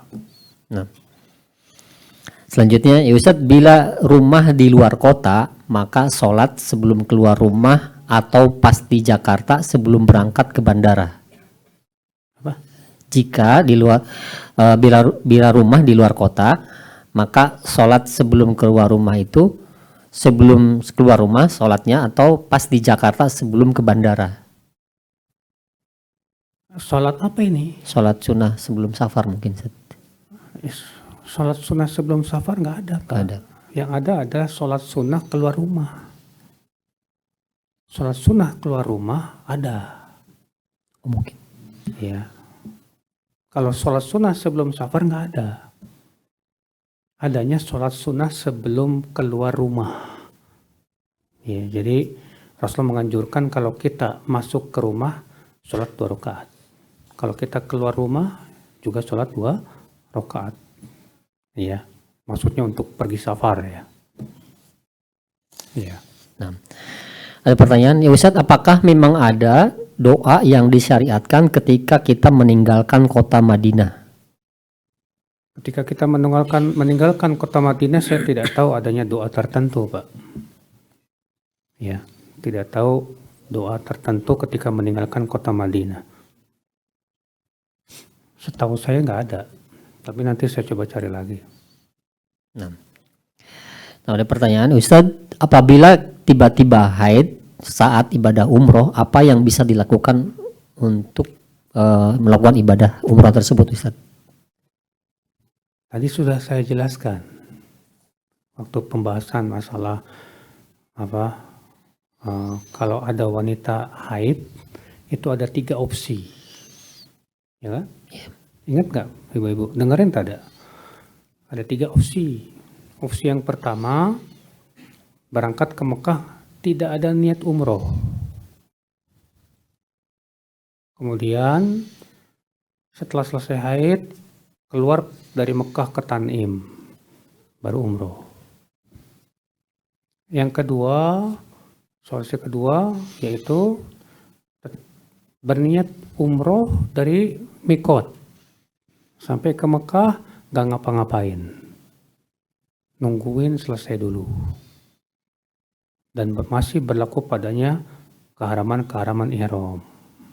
Ya, setelah selesai haid berangkat ke baru umroh, nggak perlu lagi ke Tanim. Solusi yang ketiga tadi, ya, tetap berihram di mikot sampai ke sana, ya kita lakukan cuma sa'i doang. Setelah sa'i selesai, ya, kemudian kita tunggu selesai haid, tinggal tawaf lalu tahallul. Nah, yang ketiga ini diperselisihkan oleh para ulama karena masalahnya dia sa'i sebelum tawaf. Apakah sah atau enggak? Sebagian mengatakan siapa yang sa'i sebelum tawaf tidak sah. Sebagian mengatakan sah, nggak apa-apa. Ya, memang yang paling selamat yang kedua. Allahu a'lam. Nah, baik. Ustaz, untuk mandi diniatkan ketika ihram itu diniatkan untuk ihram atau mandi biasa, atau mandi caranya itu mandi biasa atau mandi junub, mandi besar. Disunahkan sebelum ihram mandi. Niatnya mandi untuk ihram. Disunahkan. Sebetulnya ada sunnah mandi yang lain, Pak, selain sebelum ihram. Yaitu mandi sebelum masuk kota Mekah. Itu sunnah. Demikian pula mandi ketika keluar kota Mekah juga sunnah. Itu dilakukan oleh Rasulullah SAW. Cuman kalau kita repot ya nggak apa-apa. Gimana lagi? Ya. Nah, ada pertanyaan nih, Ustadz, bolehkah kita menggunakan untuk laki-laki menggunakan celana dalam yang tanpa ada jahitan dan sabuk atau deker untuk dengkul yang sakit, Ustadz? Sabuk. Ya, sabuk untuk menahan kain ihram, dan juga celana dalam yang tanpa jahit ataupun deker untuk menahan rasa sakit di dengkul. Iya. Kalau deker jangan, karena itu berjahit, Pak. Ya. Sebaiknya dijauhi ya, Pak. Adapun sabuk untuk menahan ini boleh. Kalau ulama mengatakan boleh. Karena untuk kebutuhan menahan apa? Kain. Nah, kalau memang lututnya bermasalah dan butuh deker boleh. Karena sangat dibutuhkan. Ya, sesuatu yang dibutuhkan, kata para ulama, al-hajat tunazzalu manzilatu darurah. Sesuatu yang dibutuhkan itu bisa jadi hukumnya sama dengan darurat. Jadi diperbolehkan. Atau misalnya pakai pampers karena memang air kencingnya keluar terus karena selsul baul. Karena darurat silahkan. Nama juga darurat, gimana lagi. Hukum darurat itu beda dengan hukum ketika tidak darurat, Pak. Ya. Nah, ada pertanyaan. Ya Ustadz, jika kita batal ketika tawaf dan kita apakah boleh menggunakan wudhu menggunakan air zam-zam, Ustadz, dan bagaimana caranya? Berwudhu dengan air zam-zam gampang. Ya, Bapak kan di sana itu ada apa sih, dipencet gitu Pak, biasanya pencet keluar set, masuk kumur-kumur, pencet lagi keluar lagi. Di sana tuh gampang Pak, soalnya suka ada yang dipencet itu Pak, nanti keluar gitu. Kalau misalnya nggak ada yang dipencet, biasanya ada tuh Pak yang apa sih, pakai dirigen besar itu, terus ada gelas kecilnya tuh. Yang pakai gelas kecil, Bapak berwudu pakai gelas kecil itu bisa. Ya. Coba aja Bapak latihan berwudu pakai gelas yang kecil itu. Insya Allah gampang. Sulit juga, ya udah. Tadi sudah saya sebutkan solusinya, bawa ini semprotan. Tapi semprotnya yang banyak Pak, supaya mengalir, karena kan syaratnya harus mengalir, nggak boleh sedikit. Ya. Nah, ada pertanyaan, ya Ustadz, apakah jika kita ingin sholat di hotel, sholat wajib tanpa di Masjid Haram atau Masjid Nabawi, apakah pahalanya sama Ustadz? Terjadi perselisihan para ulama, apakah pahala 100.000 itu khusus di masjid saja, ataukah berlaku padanya untuk Mekah seluruhnya. Ya. Sebagian ulama mengatakan berlaku untuk Mekah seluruhnya. Kenapa demikian? Karena Allah menyebut kota Mekah sebagai Masjidil Haram. Allah menyebut kota Mekah dengan apa? Masjidil Haram. Allah berfirman dalam surat At-Taubah, innamal musyrikuna najas fala yaqrabul masjidal harama ba'da amim hadha. Sesungguhnya orang musyrik itu najis, kata Allah. Maka janganlah mereka mendekati Masjidil Haram setelah tahun ini. Apa yang dimaksud dengan janganlah mereka mendekati Masjidil Haram? Alhamdulillah. Alhamdulillah. Ya, masuk. Kata para ulama tafsir apa? Yaitu tidak boleh masuk kota Mekah. Ternyata Allah menyebut kota Mekah itu sebagai Masjidil Haram seluruhnya. Sehingga atas dasar itu kata mereka, berarti pahala 100.000 kali lipat ini berlaku untuk tanah haram semuanya. Jadi kalau sholat di hotel dapat 100.000 dapat. Tapi nggak keutamaan, tidak mendapatkan keutamaan sholat berjamaah. Begitu Pak. Nah, ada pertanyaan, Ustaz, apa ada ketentuan jumlah tawaf saat tawaf sunnah? Apakah ada ketentuan jumlah tawaf saat tawaf sunnah? Tawaf, kalau ketentuan jumlah maksudnya Putaran. berapa kali putaran? Ya harus 7 kali. Tetap wajib 7 kali. Syarat tawaf itu harus 7 putaran. Setiap 7 putaran itu sholat 2 rakaat. Mau berapa kalinya? Terserah, sekuatnya. Bapak kuatnya misalnya sehari 10 kali, Masya Allah. Saya jamin tuh Pak, kalau sehari 10 kali bisa turun 10 kilo Pak. Lumayan itu. Ya, bisanya cuma sehari 3 kali, silahkan. Bisanya sehari sekali, silahkan. Ya, saya biasanya kalau umroh itu pagi, siang, sore. Pagi, siang, sore. 3 kali. Ya. Sesuai dengan keadaan fisik Bapak aja lah. Kalau Bapak fisiknya kuat, bisa sehari misalnya sampai 5 kali, 6 kali, bagus, Masya Allah. Nah, apakah boleh Ustadz setelah selesai prosesi umroh kita pakai kain ihram lagi biar bisa tawaf sunnah di lantai dasar? Ini menipu petugas. Ya, menipu itu hukumnya haram. Udah gitu di tanah haram, di Masjidil Haram. Dosanya jadi gede. Bapak mau tawaf sunnah tapi juga kena dosa. Aduh Pak. Habis Ustadz di atas jauh banget. Insya Allah sehat. Ya, pahalanya banyak. Karena setiap langkah kakinya itu dihitung Bapak-bapak. Setiap langkah kakinya kata Rasulullah menggugurkan 1 dosa, mengangkat 1 derajat. Masya Allah. Masa Bapak jogging tiap pagi 10 kilo kuat, cuma tawaf 27, nggak sampai 7 kilo nggak kuat. Iya Pak, insya Allah sehat Pak. Sampai rumah, sampai Indonesia fisik Bapak udah kuat Pak, Masya Allah. Udah biasa jalan. Iya.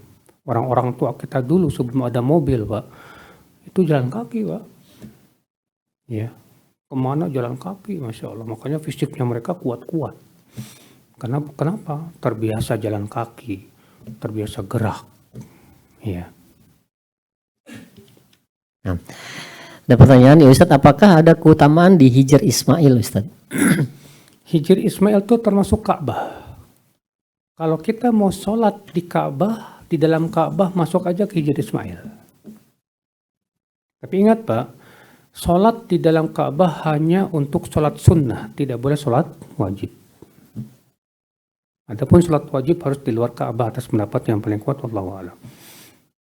Karena Rasulullah SAW pernah sholat di dalam Ka'bah, tapi sholat sunnah, bukan sholat wajib. Ya. Nah, ya Ustadz, apakah pakai spray yang untuk atau deodoran atau tawas Ustadz untuk ketika melakukan ihram Ustadz, apakah diperbolehkan? Kalau wangi nggak boleh. Kan sudah saya sebutkan tadi Pak, memakai minyak wangi itu sebelum ihram khusus untuk badan, bukan untuk kain. Ya, makanya kalau spray itu wangi nggak boleh. Ya. Nah, cukup ya. Ini ada pertanyaan-pertanyaan teknis ketika umroh, nanti dijawab ketika di WA sebentar. Ada di grup umroh, ada pertanyaan. Ya Ustadz, di tempat mana saja dan saat kapan saja waktunya kita yang mustajab berdoa Ustadz ketika di tanah haram? Mustajab. Iya. Tempat yang mustajab itu ya banyak, alhamdulillah. Yang pertama saat sholat banyak Pak, ada 2. ketika sujud dan sebelum salam. Dimanapun kita berada itu mustajab. Yang kedua, ya, ketika sepertiga malam terakhir itu waktu yang sangat mustajab. Yang ketiga, antara adzan dan iqomah itu juga waktu doa yang mustajab. Yang keempat, ya, saat hujan turun itu waktu mustajab. Yang kelima, saat safar. Saat safar itu waktu yang mustajab. Doa orang safar itu didengar oleh Allah. Ya, demikian pula saat puasa. Doa orang yang sedang berpuasa itu mustajab. Dan orang tua kalau mendoakan anak, doanya mustajab. Ya. Nah ini waktu-waktu yang apa? Mustajab. Adapun di kota Mekah dan Madinah, ya, apakah doa di sana mustajab? Di Mekah, sebagian ulama mengatakan mustajab ketika di multazam. Di multazam itu, Pak, jadi kalau misalnya ini Hajar Aswad nih, di sebelah Hajar Aswad itu, antara Hajar Aswad dengan pintu, itu namanya multazam. Nah, kita disunahkan kita untuk merapatkan badan kita ke situ, bergelantungan gitu. Nah, doa di situ kata sebagian ulama sangat mustajab. Iya, Allahu a'lam. Mungkin cukup bisa, waktunya sudah habis. Baik, saya kira cukup. Semoga yang saya sampaikan bermanfaat. Mohon maaf bila ada kekurangan. Dan saya senantiasa mendoakan para jamaah umroh mudah-mudahan terus diberikan oleh Allah kesehatan, keselamatan, dan mudah-mudahan menjadi umroh yang mabrur, yang diterima oleh Allah Subhanahu wa taala. Wabillahi taufik. Assalamualaikum warahmatullahi wabarakatuh.